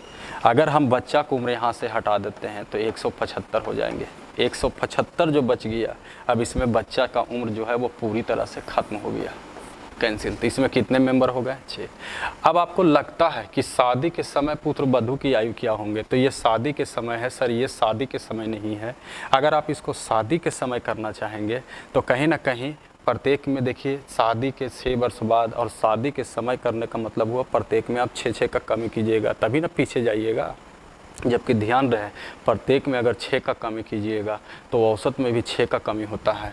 तो अगर आप 6 का कमी कीजिएगा, जबकि ध्यान रहे अब औसत नहीं रहा, ये आपका योग हो गया, तो 6 कई आदमी का कम होगा, 1 2 3 4, यानी 24 और कम कर देते हैं। ये जैसा ही अगर आप 24 कम करते हैं तो ये कहीं ना कहीं जो 6 वर्ष बाद लिखा हुआ है वो पूरी तरह से हट जाएगा ये वैल्यू, और यहाँ पर सिर्फ आपको दिखाई देगा, ध्यान दीजिए, सिर्फ आपको दिखाई देगा, तो यहाँ पर बदल करके हो जाएगा शादी के समय। जो डेटा यहाँ का है वही डेटा यहाँ का, क्योंकि फ्रेश किया गया, शादी के समय पूछा गया। आइए अगर इसको आप लेस भी करते हैं तो ये देखिए वैल्यू आपका 151 हो गया। जबकि ध्यान दीजिए, देख सकते हैं 5 में से 4 गया 1, 7 में से 2 गया 5, 151। तो 151 जो योग है वो किसको किसको दर्शा रहा है, शादी के समय माता पिता पुत्र और वाइफ। यहाँ देखिए शादी के समय माता पिता और पुत्र, अगर ये लेस कर दिया जाए तो क्या बचेगा आपका, ये वाला वैल्यू बच जाएगा, वाइफ का उम्र, जिसको पुत्र की उम्र कहा गया, पुत्र वधू का उम्र कहा गया। आइए लेस करते हैं, 11 में से 5 6 चल जाएंगे, ये 5 हो जाएंगे। फिर कहा जाए तो ये 4 बच जाएंगे, 4 में से 2 चल जाएगा 2। ये आपका आंसर तैयार हो जाएगा कि 25 वर्ष के बराबर होंगे। ये देखिए 25 है आपके पास, तो ऑप्शन नंबर बी ये सही हो जाएगा कि 25 के बराबर होंगे। आइए चलते हैं अगला क्वेश्चन पर ध्यान दीजिए। तो बड़ा स्तर का जो क्वेश्चन होता है उसमें बेहतर यही होंगे कि स्टेटमेंट को तोड़ने की कोशिश कीजिए और उसको कंडीशनल में लाइए। कभी भी कोई भी कंडीशन जो है, कोई ज़रूरी नहीं है कि स्टार्टिंग से टारगेट किया जाए। जहां आपको लगे कमज़ोर कड़ी है वहां से आप उसको टारगेट कीजिए। फिलहाल आगे बढ़ते हैं। आइए क्वेश्चन नंबर जरा 48 को देखते हैं, 48 को देखते हैं कि 48 आपका क्या कह रहा है।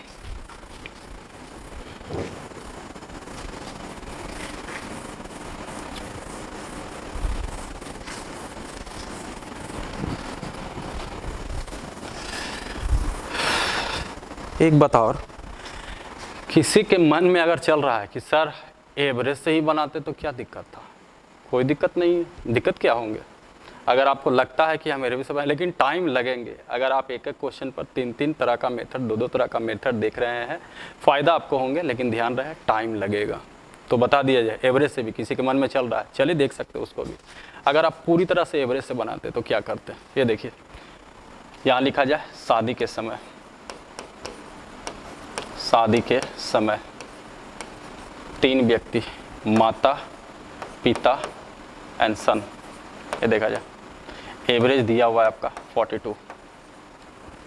एक यहाँ देखा जाए शादी के 6 वर्ष बाद परिवार की औसत आई, परिवार में आप समझ सकते हैं परिवार में हो गया होगा, यहाँ पर लिख देते हैं शादी के 6 वर्ष बाद, मतलब सेंस ये होगा बेटे के शादी के 6 वर्ष बाद। परिवार में आपको पता ही होंगे माता भी आ गए, पिता भी थे पहले से, सन भी था, शादी हो गया, वाइफ भी आ गया, 20 से बच्चा भी एक आ गया।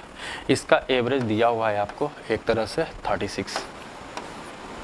अगर किसी के मन में चल रहा है कि हम पूरी तरह से एवरेज से बनाना चाहेंगे, बिल्कुल बनाइए कोशिश, कोई परेशानी नहीं है। ऐसा करते हैं शादी के 6 वर्ष बाद है, इसको भी शादी के 6 वर्ष बाद कर देते हैं, और 6 वर्ष बाद का निकल जाएगा तो पहले कहेगा तो घटा देंगे, उसमें कोई परेशानी नहीं है, एवरेज के हिसाब से देखा जाए। जबकि ध्यान रखिए ये लॉजिक आपको ऐसा ना कि भूल जाइए, किसी भी व्यक्ति का जब पैदा होगा व्यक्ति तो उसका कोई उम्र नहीं होगा, ये छोटी सी बात है सर, लेकिन बड़े बड़े क्वेश्चन में लगाने से ये धाराशायी भी हो जाते हैं। देखा जाए इसमें से हम ग्रुप में से इसमें 5 मेंबर हैं, ये तीनों मेंबर को भगाएंगे, जबकि ध्यान रखिए स्थिति यहाँ पर गड़बड़ है। शादी के 6 वर्ष बाद, यहाँ है शादी के समय। अगर आप इसको लगता है कि हम ये शादी के 6 वर्ष बाद करेंगे तो प्रत्येक 6 बढ़ेगा तो औसत भी 6 बढ़ेगा, यानी अगर आपको लगता है तो ये 2 जैसा ही हटेगा तो 6 बढ़ेगा तो ये 48 हो जाएंगे। यहाँ पर भी शादी के जो लिखा हुआ है उसको आप लिख सकते हैं, ध्यान दीजिए शादी के 6 वर्ष बाद, ध्यान दीजिए सिर्फ डेटा को मैनेज कर लिए। अब इस ग्रुप में से हम इसको भगा देते हैं, एक बच्चा भी भागेगा, इंडिकेट कर देते हैं, और बच्चा कितने वर्ष का होगा, 5 वर्ष का, क्योंकि 6 वर्ष के बाद और शादी के 1 वर्ष के बाद पैदा हुआ, और 6 वर्ष के बाद कहेंगे तो बच्चा का उम्र कितना वर्ष होगा, 5 वर्ष।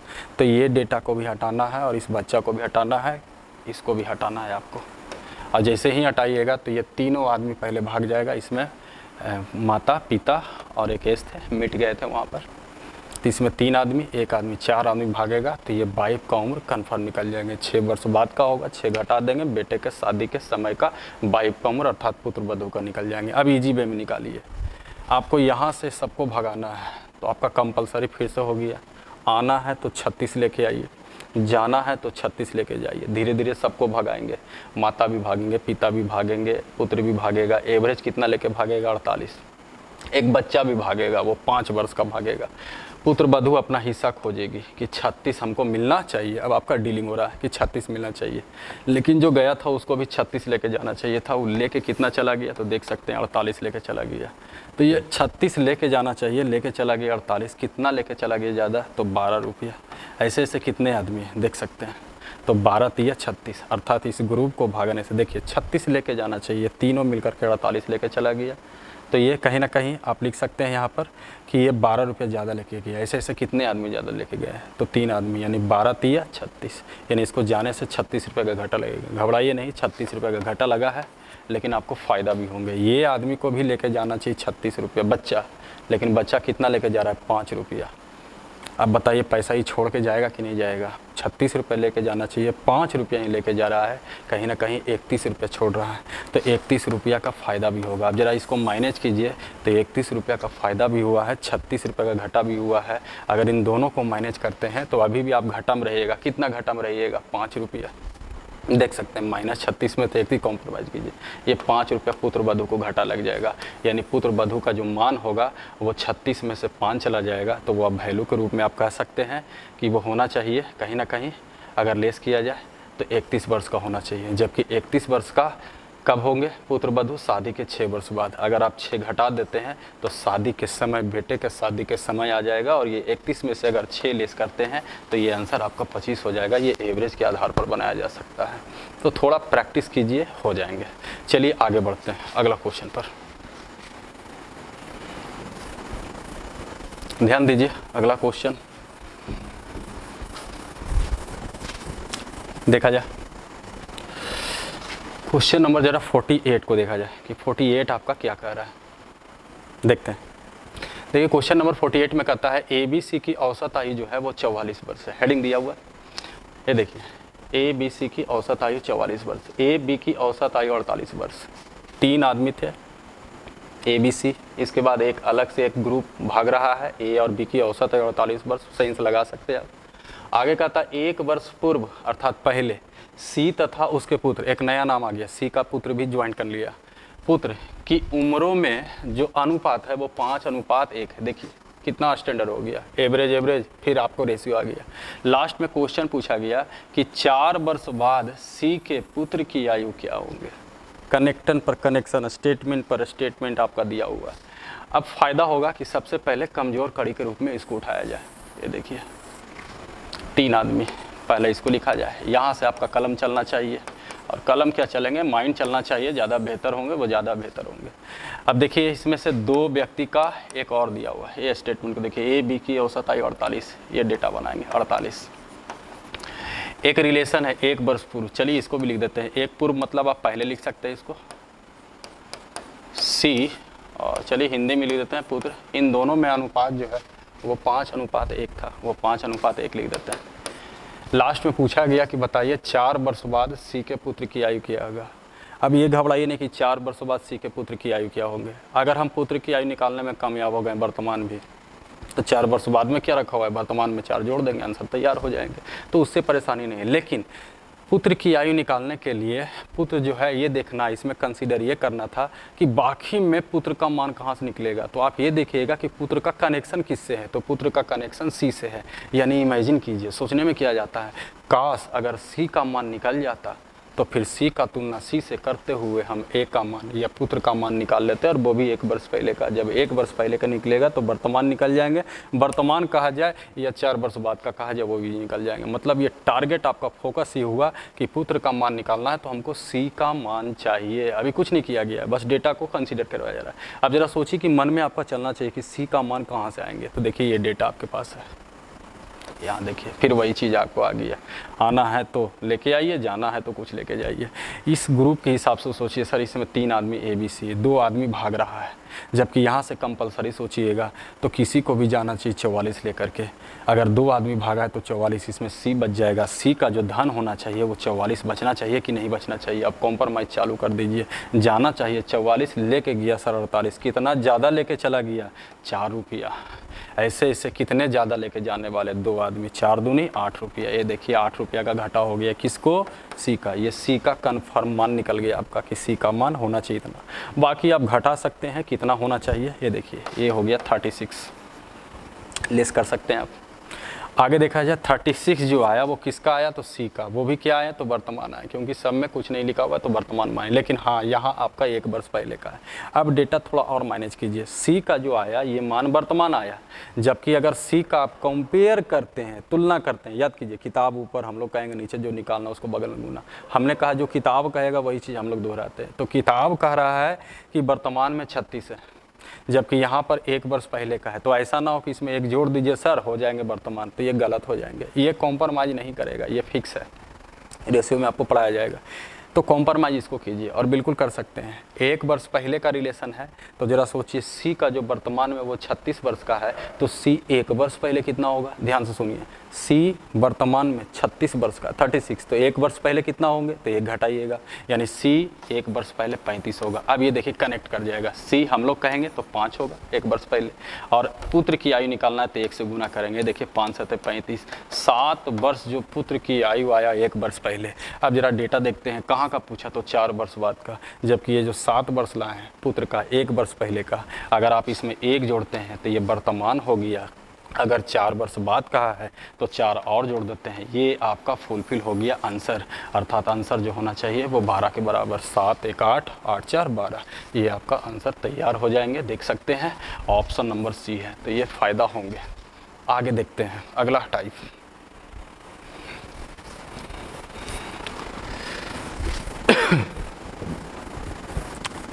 देखिएगा अगला क्वेश्चन नंबर जरा 49 को देखा जाए कि 49 क्या कह रहा है, देखते हैं, ध्यान दीजिए। 49 में कहता है कि एक खिलाड़ी के 10 पारियों में रन बनाए तथा 11वीं पारी में उसने 150 रन बनाए, बाद में पारियों का औसत रन 9 से बढ़ जाता है। तो कहा 10वीं पारी में उसने कितना रन बनाया। ये देखिए लास्ट में लिखा हुआ है आपका 10वीं पाली बोलिए या पारी या इनिंग बोला जाए, कन्फ्यूजन नहीं होनी चाहिए इसमें, क्या था। अब इसमें देखिए ये भी अप टू डेट क्वेश्चन है, बहुत एग्जाम में आपको मिल जाएगा ये क्वेश्चन। इसमें कहा जाए, याद कीजिए क्वेश्चन था उसको नोटिस कीजिए, उसी का उल्टा कर करके अब क्वेश्चन पूछ रहा है, कभी सीधा पूछेंगे कभी उल्टा पूछेंगे, इसलिए ध्यान रखिए, ये कंपेयर करना जरूर ध्यान में रखिए। ए बी से 2 वर्ष बड़ा है तो आप मन में भी सोचिए वो कम भी होगा, 2 ज़्यादा है तो रिप्लाई उल्टा कीजिएगा तो 2 कम होंगे। तो पहले ये क्वेश्चन है, पहले इस तरह से पूछते थे, याद कीजिए कि 10 बच्चों की आयु जो है, औसत आयु जो है दिया हुआ है 15 वर्ष का, एक शिक्षक को आने से औसत आयु इतना वर्ष हो जाता है। याद होंगे उस तरह का क्वेश्चन आपको कहीं ना कहीं जो पहले वीडियो था उसमें क्वेश्चन होंगे। अब इसी क्वेश्चन को उल्टा कर दिया, आय स्थिति देखा जाए, और इसमें आप ये भी टारगेट कर सकते हैं कि 2 तरह का क्वेश्चन इसमें ज़्यादा पूछता है।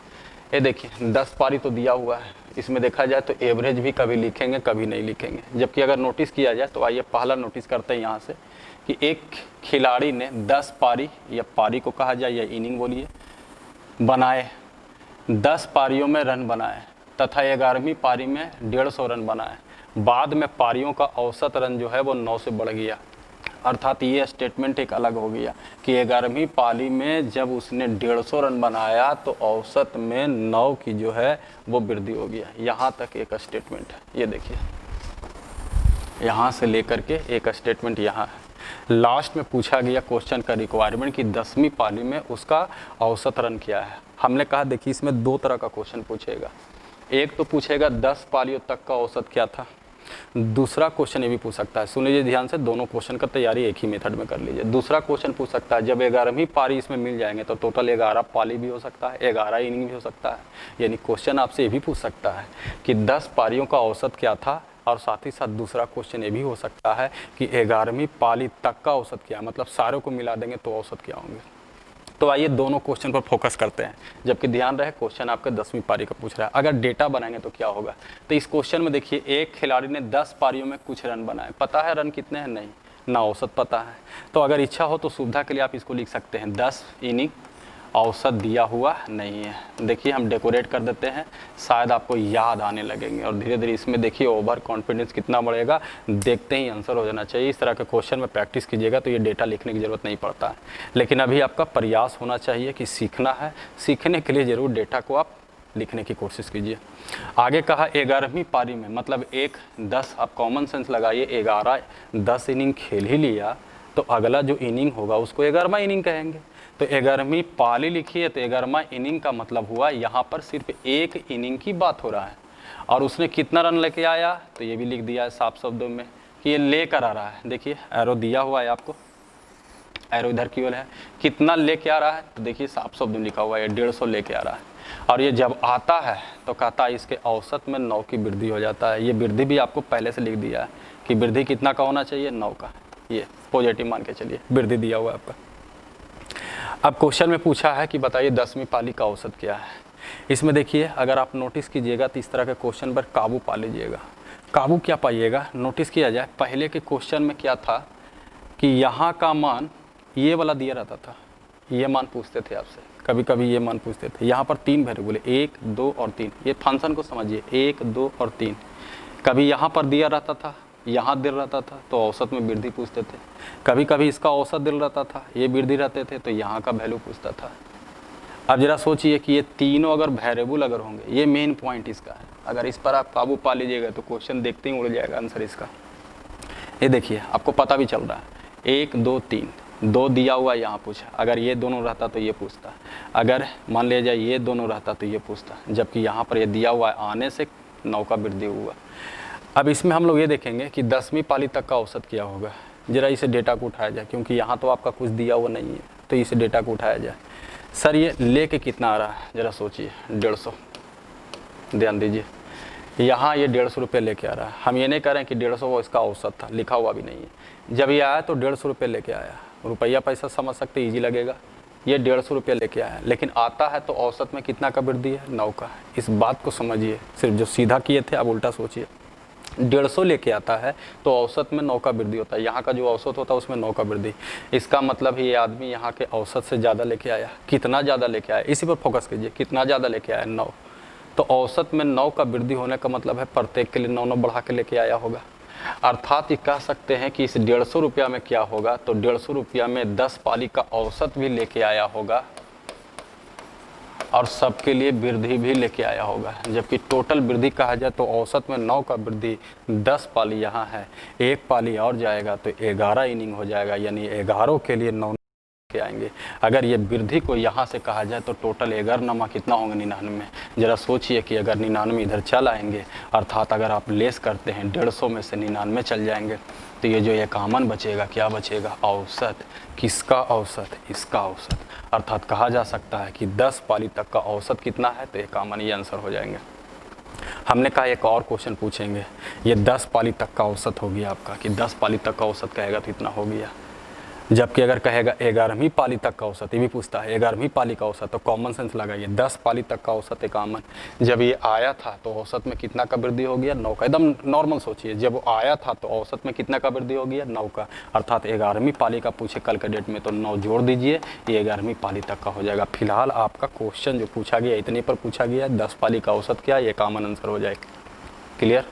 आइए, अगर आपको इसको लगता है कि जब पूरी तरह सीख चुके हैं तो मुजवानी तेज़ी से बनाने की कोशिश कीजिए, मतलब कलम थोड़ा सा लगाइए। देखिए, ध्यान दीजिए, इस बार हम डेटा नहीं लिखेंगे, लेकिन एक बात नोटिस करवाया गया कि 3 वेरिएबल वहाँ पर हैं, 2 दिया रहेगा तो तीसरा गायब रहेगा। तीनों में से कोई भी 1-2 दिया रहेंगे, तीसरा गायब हो सकते हैं। अब देखा जाए इसको मुजवानी कैसे बनाइए। 10 पालियों का पूछा तो मन में सोचिए, 10 पालियों का औसत रन था, दिया हुआ नहीं है। 150 रन जब 11वीं पाली में वो 150 रन लेके आया तो कहता है औसत में कितना का वृद्धि हुआ? 9 का। किसके औसत में? इसके औसत में। इसका मतलब है कि जब ये 150 लेके आया तो यहाँ का जो औसत था पता नहीं है, और पता भी करने की ज़रूरत नहीं है। अब ऊपर चलिए, 10 पालियों का कुछ औसत होना चाहिए, दिया हुआ नहीं है। ध्यान से सुनिएगा, मुजवानी आंसर होंगे। 10 पालियों का कुछ औसत होना चाहिए, दिया हुआ नहीं है, कोई बात नहीं। 11वीं पाली मतलब 11वां इनिंग, एक और इनिंग खेला, उसमें कितना रन लगाया? 150। जब 150 लेकर के इसमें एंट्री हुआ तो कहा औसत में कितना का वृद्धि हुआ? तो 9 का वृद्धि हुआ। अर्थात ये 150 रुपया जो लेके आ रहा होगा, यहाँ का औसत लेके आ रहा होगा, और साथ ही साथ औसत में 9 का वृद्धि हुआ, यानी इतना पैसा ज़्यादा लेके आया कि औसत में 9 का वृद्धि हुआ। अगर हम यहाँ से इस वृद्धि को, पूरा वृद्धि को हटा दे तो जो बचेगा ये 10 पाली का क्या बचेगा? औसत। वृद्धि जो हुआ है औसत में 9 का, यानी प्रत्येक के लिए 9 लेके आया होगा। कितने आदमी के लिए? तो 10 इनिंग इधर के लिए, और 11वां का मतलब 1 इनिंग इधर के लिए, यानी 99 ये ज़्यादा लेके आ रहा होगा औसत से। यही 99 घटाते हैं सर, ये कॉमन आपका 10 पालियों तक का औसत हो जाता है। डायरेक्ट आपका आंसर हो जाएंगे।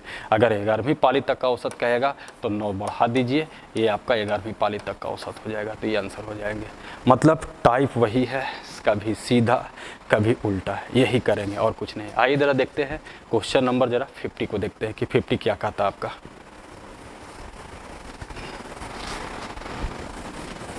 देखिएगा क्वेश्चन नंबर 50 में देखिए, क्वेश्चन नंबर 50 को देखा जाए तो कहता है एक बल्लेबाज 11 पाली में कुछ औसत रन था, 11 पाली खेला, औसत रन था। सेम क्वेश्चन है। आगे कहता है कि 12वीं पाली में उसने 90 रन बनाया और उसका औसत 5 कम हो गया। ठीक है, अच्छा होंगे आपके लिए। एक में देखिए वृद्धि था और एक में कम वाले हैं, दोनों तरह का टाइप हो जाएंगे, आपको इजी पड़ेंगे। फिर से आप बेहिचक होंगे तो लिख सकते हैं यहाँ पर 11 पाली का औसत दिया हुआ नहीं है। उजागर कीजिए समझने के लिए, कॉन्फिडेंस बनाने के लिए। 11 पाली में रन बनाया, औसत होना चाहिए, दिया हुआ नहीं है, सुविधा के लिए लिख दिया गया है। अब देखिए 12वीं पाली फिर से ही आ रहा है। 12वीं पाली का मतलब हुआ एक ही इनिंग, एक ही इनिंग का बात हुआ। एक कितना लेके आ रहा है? तो 90 रन लेके आ रहा है। फिर इसमें एंट्री होगा। अगर ये ज़्यादा लेके आएगा यहाँ का औसत से तो औसत में वृद्धि हो जाएगा, अगर कम लेके आएगा तो औसत में कमी होगा। ये आने से सर वृद्धि हुआ तो पहले बार में, तो वृद्धि के लिए सोचे। हो सकता है कम होने की, कम की बात होगा, तो यहाँ पर देखिए कम भी बोला गया है। 12वीं पाली में जब 90 रन लगाया और ये 90 रन लेकर के यहाँ आ रहा है तो कहा गया यहाँ का औसत जो है वो वृद्धि नहीं हुआ, वो कम गया। इसका मतलब है यहाँ का आदमी यहाँ का औसत लेके नहीं आ रहा है, कम लेके आ रहा है औसत से। हम लोग ये देखेंगे कि कितना कम लेके आ रहा है, वही कमी को तो माइनस करना है यहाँ पर। अब जरा देखिए, आने से औसत में 5 का कमी हो गया, अर्थात ये 90 रुपये के साथ साथ सबके लिए 5-5 रुपये कम। ये 90 रुपया लेके आया होगा तो यहाँ का औसत नहीं लेके आया होगा, जिसके कारण औसत में 5 का कमी, यानी 90 के साथ साथ 5-5 रुपये कम लेके आया होगा। कितने आदमी के लिए कम लेके आया होगा? तो 11 और 1 12, 12 पचे 60। अभी देखिए जब ये ज़्यादा लेके आया तो उस वृद्धि को आप हटा दिए, तो अगर ये कम लेके आया तो अगर ये वृद्धि को अगर ये कमी जो है अगर हम पूर्ति कर देते हैं तो यहाँ का औसत होगा कि नहीं। यानी अगर आप 90 और 60 जोड़ते हैं तो ये 150 जो होंगे वो 11वां पाली तक का औसत हो जाएगा। आपसे पूछा 12वीं पाली तक का औसत क्या हुआ, ये हो गया आपको 11वीं पाली तक का औसत। अगर 12वीं पाली तक का औसत कहेगा तो कहीं ना कहीं औसत में 5 का कमी हो गया, तो 150 में से 5 घटा देंगे तो ये 12वीं पाली तक का औसत जो होंगे वो 100 कहीं ना कहीं 45 के बराबर होंगे, जो ऑप्शन बी होंगे। देखिए कैसे कन्फ्यूजन दिया।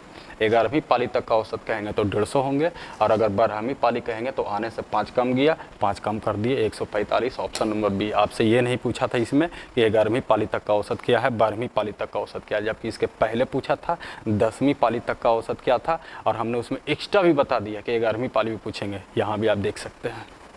तो चलिए आज इतना तक रहने देते हैं। टाइप भी कुछ बड़े क्वेश्चन हैं, टाइमिंग लगेंगे, इसलिए आज के लिए इतना ही। सेवा समाप्त। Thank you. अगले वीडियो में फिर देखते हैं, अगला टाइप को बढ़ाते हैं।